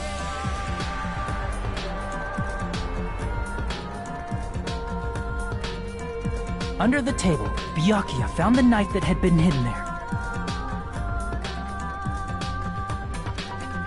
If only he had retreated, he probably wouldn't have gotten killed, but he had to retrieve that knife, and at that moment, the killer lurking beneath the floorboard stabbed straight up with the iron skewer. The killer had been waiting in the dark for the moment when the glowing paint began to move.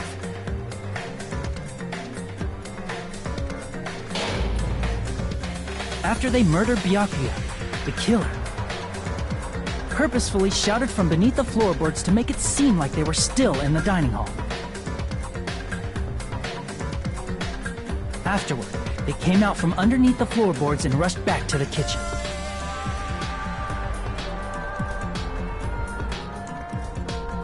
And then, after hiding the murder weapon in the kitchen, they rejoined the group as if nothing had happened.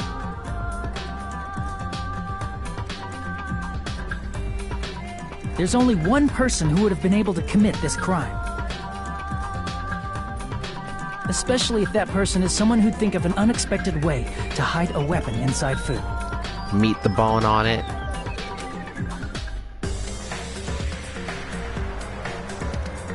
Isn't that right, Teru Hanamura? If Teru didn't look super ugly in this picture, it would have looked really cool.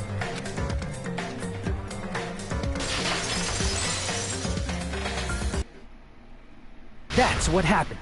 How about it? Did I get anything wrong? This is a mistake. A mistake, I tell you. I would never kill anyone. Never. Urza, why'd you kill Byakuya? What's wrong with you?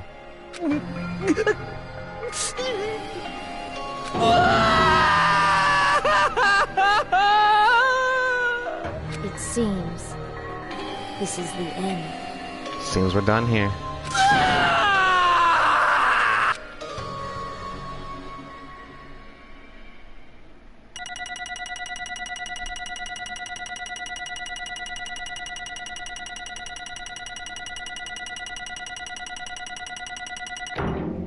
A B?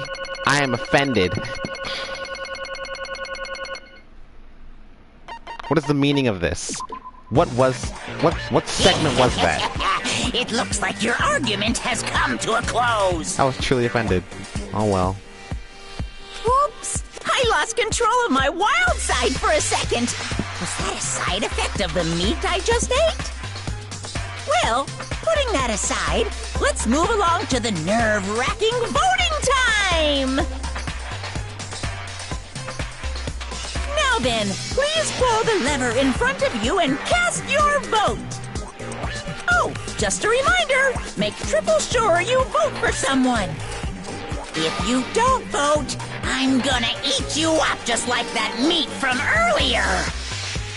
I like that V3. Speaking of voting, I like that V3 literally allows you to like vote for somebody else. Why did this happen? Heck, you can even vote for yourself.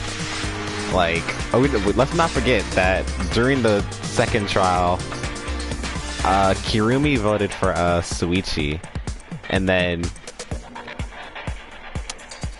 I'm pretty sure. Yeah, Kirumi. I believe Kirumi voted for Suichi, and then like after that, Kaido was the only one that voted for Kokichi. Who will be chosen as the blackened? Yeah, the fourth trial, will yeah. you make the right choice or the dreadfully wrong one?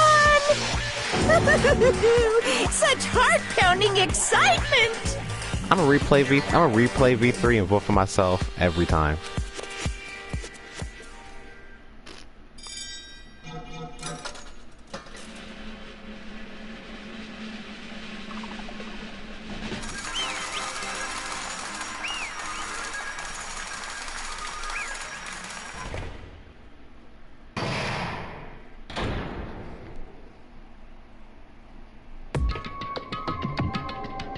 Correct! Correct! Yahoo! That's right. This time, the Blackened responsible for killing Byakuya Togami is Teruteru Hanamura. No. I know, right? That is a good possibility. I like that they added that. I like that they added that little feature. I thought that was pretty nice. You... Are you serious? Out of all these people, are you saying a ponce like him is the one who killed Byakuya? But... Why? Why did you kill him?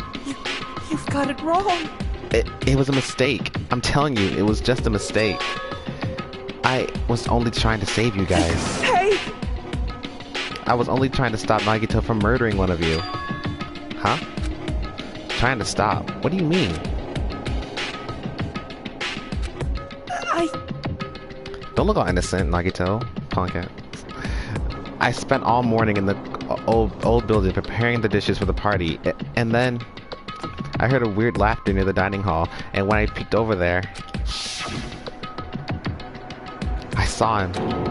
I saw Nagito in the middle of cleaning duty, putting a knife under the table. I had a bad feeling about it, so I continued to watch what he was doing.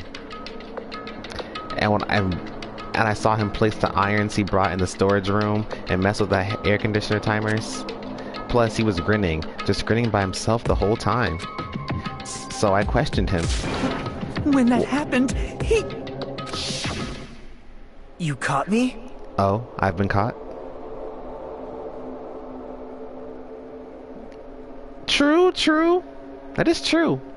Cause I believe... Yeah, I don't think that's right. Yeah, Monokuma didn't really mention anything. Didn't mention the motive. Oh. Wow, you're right. I never thought about that. Nagito was the motive. Okay. I never peeped that. I never really peeped that. Oh, I've been caught? What? Been caught? Hey! What are you doing? What are you scheming? I'm planning to kill someone, of course. Huh? You know, I'm not giving up on that manga. I'm not giving up. I'm not giving up on that manga that is based on Nagito's point of view. I'm gonna go back to Barnes & Noble, see if they restocked it, cause I went there, they had it, and when I go back, it's not there, but the website said it's still in stock. It better have been misplaced, cause I checked. I was going through A through D 15 times. I was on the floor. I was standing up. I was all over them shelves. I'm going back to check, cause it was there. I saw it. Teru, just to let you know, it's pointless of you to stop me. I mean, if I have to, I'll just order it. I'll just call them and be like, yo, hold it for me. But like, I'm busting back in there. They ain't seen the last of me. If you stop me now, it doesn't matter. I will never give up. Whether it's tomorrow, the day after, or the days beyond that, I'll definitely start the killing. Impossible! What? What? No matter how much you want to leave this island, that's just... I see. So that's what you think. Well... But that's not it at all. This isn't about my survival. I just want the killing to start. What? What are you saying? I love everyone here. That's why I want to be good. That's why I want to be of good use to them. I love all of the Ultimates, and I admire them for being symbols of hope. Hearing you say that makes me laugh. Amazing! That's right. In the name of hope, I love everyone's talents from the bottom of my heart. For now. That's why... I don't want them to lose against something like killing. I want them to prove to me that hope will never lose, no matter how daunting the despair they face may seem. I want everyone to prove to me that hope will never lose to despair. No. What are you saying? I don't understand at all. See? See, isn't it typical that if you face a strong enemy, you will become even stronger yourself? Which means, the stronger the despair you face, the stronger everyone's hope will become, right? I want to see that brightness, and in order to see it, I'm going to become everybody's stepping stone. I want to make your hope shine. It's as simple as that. I love that laugh. That's right. I yearn for a powerful hope that can overcome any kind of despair. You're kidding, right? Are you kidding? Don't tell me. You're actually serious? Man. See, this is what made Nagito so fascinating to me. Because, like, you see it, like... He crazy, but, like... His intentions, I don't want to say they're bad. Like... he just wants hope. Like, I guess you could say to him what he's doing is a good thing, because he's doing it for hope in the end. Even helping the bad guys, he's doing it for hope in the end. So he doesn't think he just messed up in the head, okay? I'm just an obsessed fanboy, so it's alright that this love of mine is unrequited. I suppose I can be called the ultimate fanatic. Ultimate fanatic. No way! There's something wrong with you. Really? Do you really think so? Do you really think there's something wrong with me? Hey. But isn't that what love is?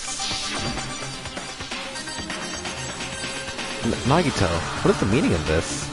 Don't look all innocent. Explain it to me. I don't understand anything about this story at all. See? You see, if you have a favorite boxer, don't you want him to fight against a strong opponent and win? Don't fuck with me! You better not compare us to that. What? Huh? Am I wrong? It's a given that trials are necessary to become strong, and the harsher the trial, the stronger you become, no? For mere humans, killings are simply a tragedy, but for worthy humans, a trial such as this can elevate their status to an even higher level. Amazing! It's amazing to me that someone as untalented as myself can become that trial. There's no point in someone like me surviving. It's far more significant for me to die as everyone's trial. Great! There go his eyes. There's no greater honor than becoming the foundation so that your values may ascend to brave new heights. What's going on? Stop it. You're seriously starting to piss me off. What's going on? I don't understand at all. Are you saying you basically wanted to commit murder for fun? It's not the same as killing for fun, but I guess it looked the same in your eyes. I have no intention of surviving and leaving you all to die. Is that why you didn't mind when Terry discovered your plan? That's wrong. Or perhaps that was intentional too. Huh? So... Nagito wanted to involve us in the killing. Plus, it'd be better for him if the mystery was more complex. Is that why you blatantly revealed your plan to Teru? You expected to pique Teru's curiosity, and you look forward to the mystery becoming more complex. Well, you're basically right. It's true I was looking forward to that. That's why I took the time to tell him about the secret passage I found while I was cleaning. What? That was your doing as well? You're right. I just casually mentioned it. Oh, it's dangerous if you fall, so don't get too close to it.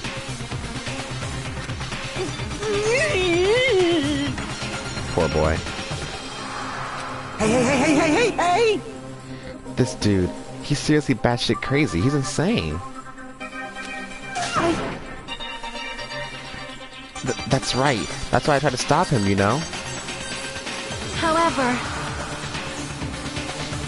But why? Why did you kill Byakuya instead? I don't know. Because Nagito was the one who was supposed to take that knife. That's why I aimed and thrusted the iron skewer there. But why is Byakuya the one who died? It was supposed to be Nagito, not him.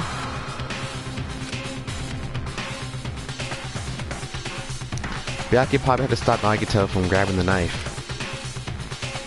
And then, in place of Nagito... Nope. No, I don't think that's it. Huh? Perhaps... Byakuya was probably trying to protect Nagito. What? What did you say? See? Cause Byakuya said so, didn't he?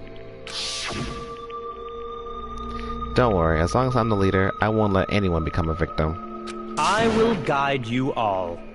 I will guide you all, that much I promise.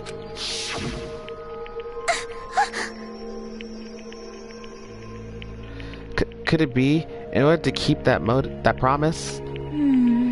As long as he was wearing the night vision goggles, I'm sure he saw someone moving under the floorboards. And that someone was aiming for Nagito. Why? So Byakuya gave his life to protect Nagito, even though he was trying to take the knife? I see. Byakuya is amazing. To keep his promise to protect everyone, he actually threw his own life away. And yet... Such despair. I never expected an ending like this. Such despair. What? But we shouldn't let him die in vain. I'm sure everyone will become even stronger by overcoming this despair. No way. Could it be you knew Byakuya would protect you, so you set him up to fail? Someone like me? Of course not. I'm not that good at calculating. I just took some precautionary measures. The results of that were going to be my fun for later. Just kidding. How unexpected. But I never expected it would turn out like this.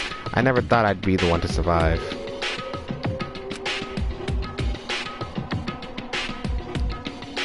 But since it was my life that had been saved, I didn't want to just waste it. The imposter is the best leader? He is. He's a good guy. He's a great man. So I decided to help Teru. Why? Well, because Teru decided to commit his crime because he also had strong hope, right? Which means his actions were motivated by hope. If he was willing to go that far, I thought he might truly be the person whose existence I was waiting for. I thought he might be the hope that could defeat any type of despair. In order for me to confirm it, I decided to help Teru. What do you mean confirm? Just stop it already. Well... Plus, I couldn't really help myself when I also empathized with Teru. After all, he wanted to kill me, but he ended up killing Byakuya instead, you know? If I left him in that confused state, this trial might have been ruined, right? Isn't that right? But in order for our hope to grow, this trial was absolutely necessary. That's why I decided to help him. I told him, I don't care if I die, so you should just focus on escaping this island. Right? Those are my exact words to him before the investigation. Isn't that right, Teru? Man. In the end, my help just wasn't enough, and this turned out to be a bad ending for Teru. But you should be proud of yourself. You will not die in vain. Great! You become a splendid sacrifice for everyone else so their hopes can grow even more powerful. Impossible! Sacrifice? Shut up! Shut up! Seriously, stop it already. I'm gonna go crazy just listening to you. Hey! Hey, is it really okay for us to just leave this crazy bastard alone like this? Huh? Isn't it better if we just fucking kill him off? Yeah, kill, he said. High school students are so violent these days. Tell me about it. But the person who's gonna get killed now isn't Nagito, it's Teru. What's the matter? You didn't forget, right? Because I told you already at the beginning, right? If the blackened killer loses, a fun punishment awaits them. Wait! Hold on. No. That was, how should I put it? An accident. An act of self-defense. Not intentional. Anyway, I feel it's impossible it's not my fault. It's possible it's not my fault. Hey! It doesn't matter if it's an accident. Self-defense or intentional, a murder is still a murder. If you kill someone, that's murder. Hey! But isn't there anything like sympathy judgments, executioning circumstances, or maybe even probation? Impossible! I don't accept any of those claims. That's not... Hey! Hey, save me, you guys. I was only trying to stop Nagito, so... Why you? Be honest. After learning about Nagito's plan, you saw an opportunity, right? You probably thought nobody would find out if you killed him after messing up his plan, right? That's what you thought, right? Wrong! You're wrong. There's no way a person who has no malice would kill someone like that.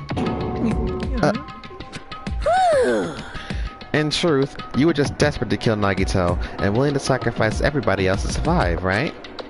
Just be honest already. At least in the end. No. That is... Teru. Why?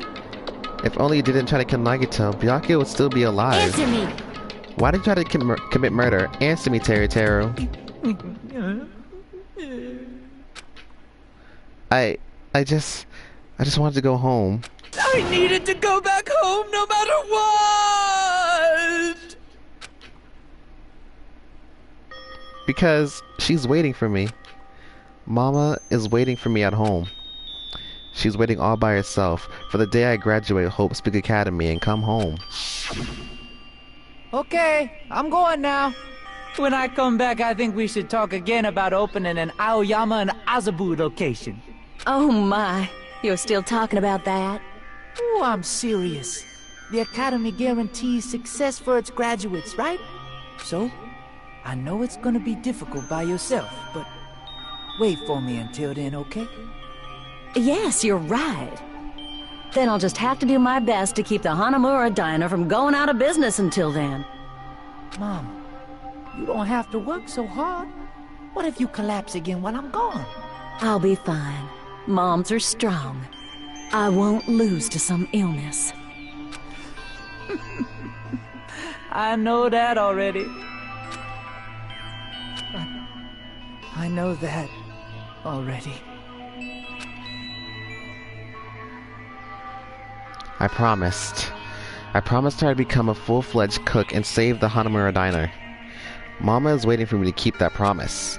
Even though she's sick and alone, she's still waiting for me. That's why I need to go home! Teru.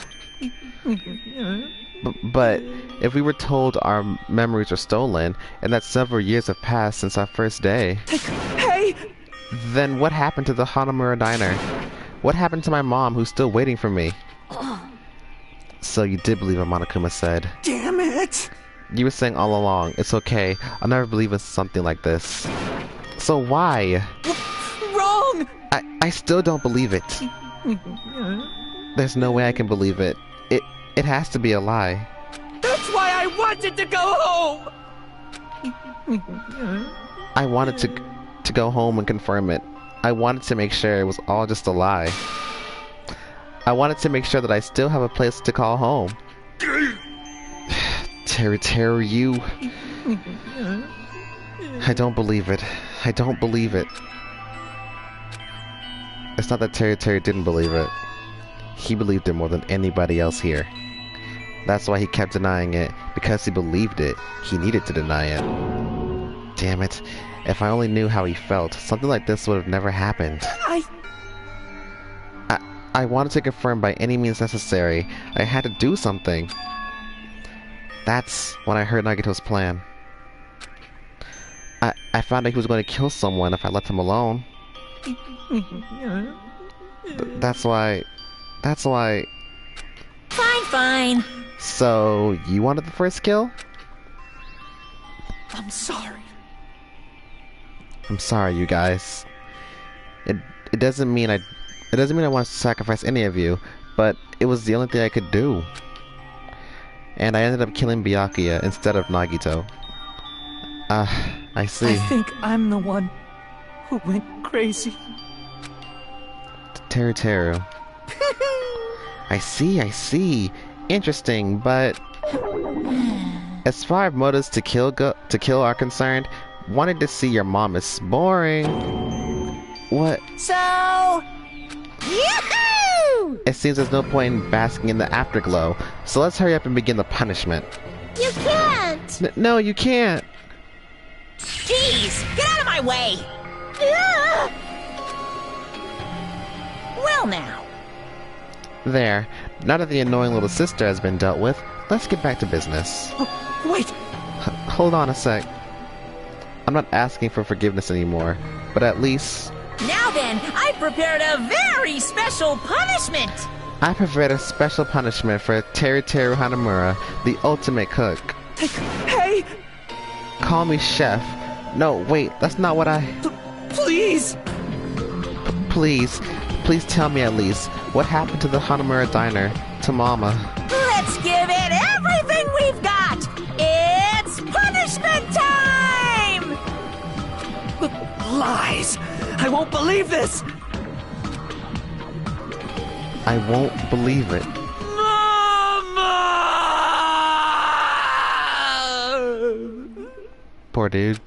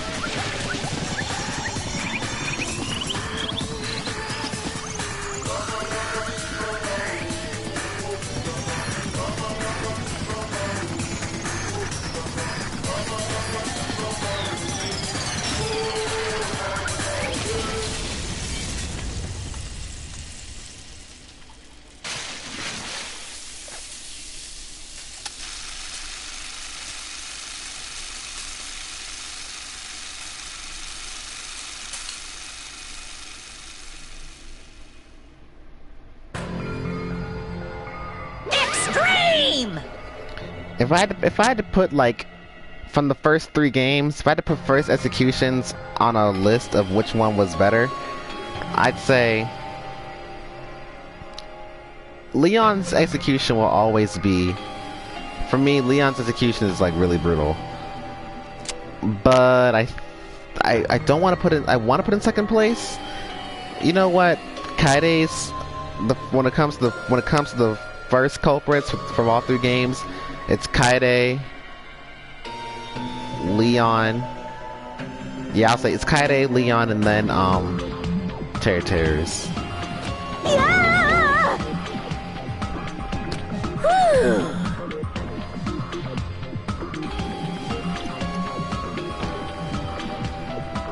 Phew!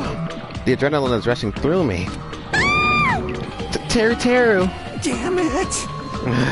Are you fucking serious? Ibuki, no. Don't look at it. Why? Why did you do something so cruel? What? Huh? Didn't you learn when you were in elementary school, if you badmouth someone, the teacher writes it in a note and makes whoever badmouthed read it to you in front of the class. No. When that happens, only then do you think about how it feels to be badmouthed. The same applies to murder. What are you saying? Yet you're the one who drove him to do it. So cruel. This is just too cruel. Nice! Well, it can't be helped. Rules are rules, and this is the killing rule after all. What rule? You're the one who's breaking the rules. Huh? I can't just let that slide. What do you mean? When you mentioned the motive, didn't you also promise something? Okay, he did mention the motive. However, there's a catch. Don't tell me the catch is... Pooh, figured it out yet? That's right, you guys have to kill each other. That's my bargaining point. You guys want to know, right? You want your school memories returned to you, right? Then you better start killing, a penny for your thoughts and a murder for your memories.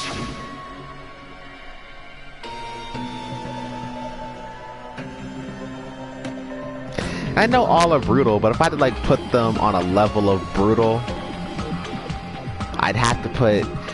Now normally I was like, Leon's was always going to be the most brutal, but then, you know, Kaide came, and I was like, oof. You know, but yeah, Kaide, she was being like strung around while having stones thrown at her, and then her body got boomed when the piano closed, so I'd say hers is the most brutal, then Leon's, and then Terrors when it comes in terms of the first culprits. Why? Why did you tell Terry about his mom or his diner? He had a right to know. Yeah, us too. We all have a right to know. Bastard! Hey, hurry up and tell us. What did you mean earlier when you mentioned our school memories? Oh yeah, I did promise to return your memories after this killing began. Huh? You're gonna do it? But telling them is kind of... But I never told you guys that I'd tell you right away. What? What? Not fair. That's not fair. Of course. Of course, I'll keep my promise to you. I'll keep my promise to return your memories someday. But it's still not clear when that someday will actually be. I must excuse myself as well. There's something that I need to do. Freaking hate her so much. What the heck? So cruel! That's not fair. They both ran away. Then... Monokuma had us all wrapped around his finger after all. Stupid! Terry, you stupid. Such despair. An ending like this is just full of despair. A seriously tragic despair. But still, at times like this, as the symbols of hope, you guys need to keep doing your best. You. Why are you smiling? Crap! How can you smile in a situation like this, you creep? Nope. Hold on, I'm sad too, you know. Didn't I tell you? From the bottom of my heart, I truly love you all. You ultimates who inspire hope, and your splendid talents. There's no way I can be happy when we've lost such a talented individual. Don't fuck with me! Don't go saying creepy shit, I'll fucking kill you. Please kill me anytime. What? Huh? His eyes, man. If you hate me, I don't mind you killing me. I've already prepared myself to become your stepping stone. Someone like me? If absolute hope can be born from that, then my life is nothing special. How messed up are you? Hey. However, if you're going to kill me, make sure you discuss it with me beforehand, okay? You see, if you do that, then I can cooperate with the killer. Are you seriously intending to help the killer? It's really not that big of a deal. If you're students of Hope Speak Academy, if you're the symbols of hope who possess the chosen talents, great! Then it shouldn't matter to you guys at all if I cooperate with the killer, right? You fiend. Declaring so confidently that you'll side with the killer. Hey! Maybe this was his plan all along. He doesn't threatening people this whole time, but one person's like, you got it. He's like, what? Wait, what? You know, Fujiko's gonna do nothing. Well, he was to Mahiru, but yeah, you know. Since he's willing to work with the killer, he wants us to think it's better for us not to kill him. Well, I don't mind what you think of me. In actuality, thanks to Byakuya, I'm starting to feel a small desire to live. This is exciting! Mostly, I just want to watch everyone destroy all the despair that comes for you, one after the other. Just kidding. You pissed me off. Hey, can I punch you? I just won't be satisfied till I punch you. Fine. Let's stop this already. It's just going to be a waste of time if we keep dealing with him. What? Huh? Even Hajime hates me now? How unfortunate. That stings. I felt you and I were quite similar. What is that? Isn't that right? You hold a special feeling toward Hope Speak Academy, just like me. Don't put me in the same category as you. Hey. But how can you say you're not? Monokuma said it himself. We don't know anything about each other's true nature. No. If it's true that our school memories were stolen, it's the same as not knowing our true selves too. Especially for you, right? Someone who can't even remember what his talent is. Akane, please feel free to punch him. Will do. Wait! Hold on. Please stop! Please stop this at once. Nothing will come from fighting like this. There's something else that we must do. Huh? Something else. Please listen! We must not argue with each other in a place like this. There's something more important that we must do. Let me ask. Which is...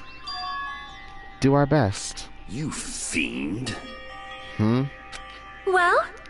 We must first leave here and get some rest. And then, we shall all work together and do our best. Do our best so we never have to come back here again. Perhaps. That is what I believe we must do right now. I am sorry! I'm sorry. If only I was a better motivational speaker. No, that really touched my heart. You're totally right. What we need to do right now is do our best. If we do our best, it's definitely going to pay off, right? Yes. Yes, that is right. Like... But what do we have to work hard at? I do not know, but we must do our best. Jeez, I don't get you at all. Are you some kind of moron? Well? It's fine if you don't know. What matters is that you hold on to the feeling that you have to do your best. Right? So, let's do our best. Let's make sure a killing like this never happens again. But... It's scary, but doing our best is our only option. There's no way I'm doing what Nagito said. I'm gonna do it! Alright. Alright. I don't know what you're all talking about, but let's do our best for now. Fine. Very well. Even if we are not able to change the future, I guess I should at least change my tomorrow. Damn fiend. I won't give up until the very end. I won't die in vain. I'll give my entire existence, my entire power, my entire body and soul, and fight to the very end. Yeah, you're right. Let's definitely work together and leave this island. Do our best. We kept using that phrase over and over again. Even though we knew they were just cheap, meaningless, empty words, regardless, we still said it. And we continue to say it over and over again without stopping. Thus, the curtain had fallen upon the class trial where Byakuya and Teru were sacrificed. Afterwards, we left the trial grounds and returned to the mainland of Jabberwock Island. For the time being, we decided to go back to our cottages.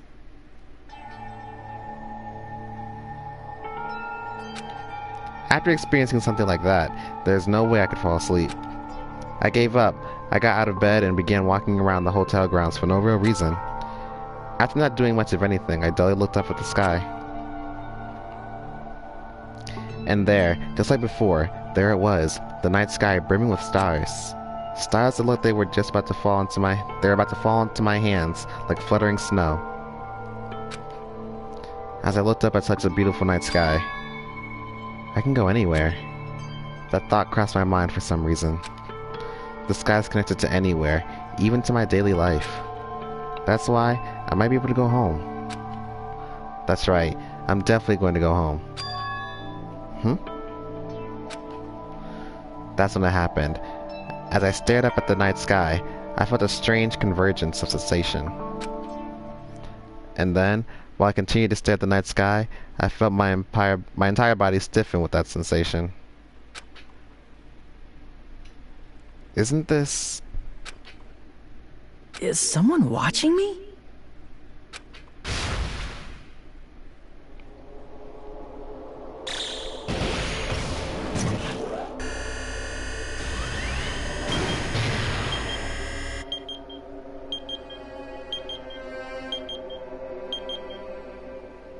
Junko playing around.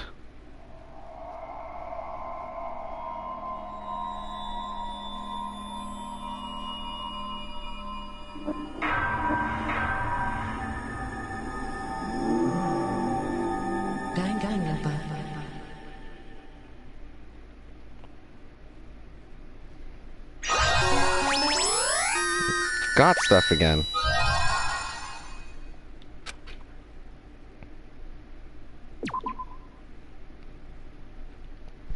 Okay, we did it. We did our Throwback Thursday, our repeated trial number 1. That was fun. I felt so nostalgic. Don't know why. Oh well. But yep, that was that. Now tomorrow, I do not know. I honestly, matter of fact, this entire weekend most likely, I do not know if I will be able. I don't know if I'll be streaming this weekend, these days, because I'm gonna be busy with a lot of stuff, especially tomorrow. Tomorrow gonna be a rough day, and then the day after that it's gonna be tomorrow. Then the day after that, I don't know what's gonna happen, because since I'll be busy all day, I might be tired at night and probably won't feel like it. And if I did feel like it, my stream's gonna be short. and if I did stream, it'd be like an hour at most, like deadass, be an hour. Let me save this. For a long time, human... You shut up right now.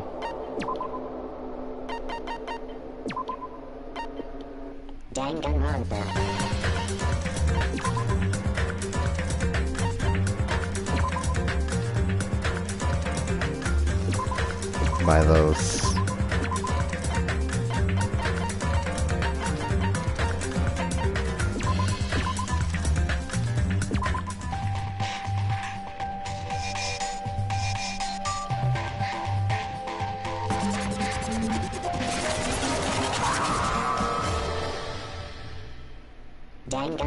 Never get tired of seeing that.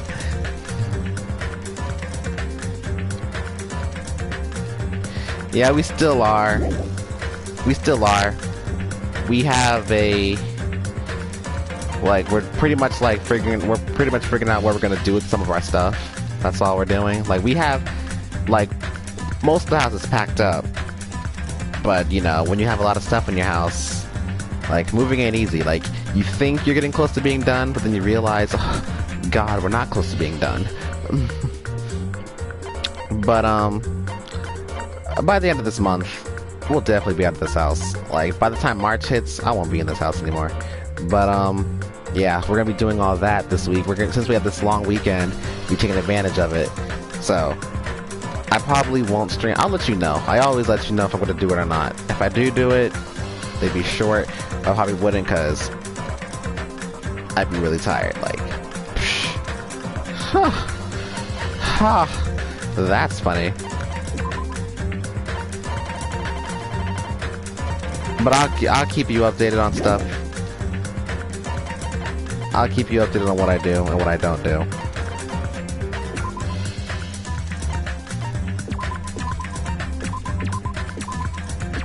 Look at that art. Not bad.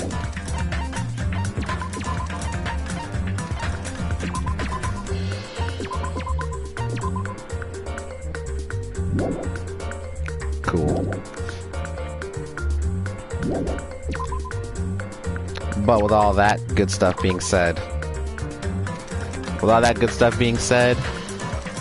we'll see what happens. I'm maybe back tomorrow. One day I'm gonna have to do this thing. I'm just like a real quick, just like short 3 minutes. When I come back to do like island mode again, I'm gonna do a little bit of that. This weird behind thing. Experience the battles between Monami and the Mono Beast that occur behind the scenes. This is boring, but I enjoy it at the same time, despite me hating Monami so much. You'll get a chance to see it when I come back. But if I do end up streaming tomorrow, it will be Attack on Titan. If I stream tomorrow, it'll be Attack on Titan. If I don't, I don't. But you'll see. Well, with that being said, hope you enjoy the rest of your night because you like to stay up late. And we'll see what happens tomorrow.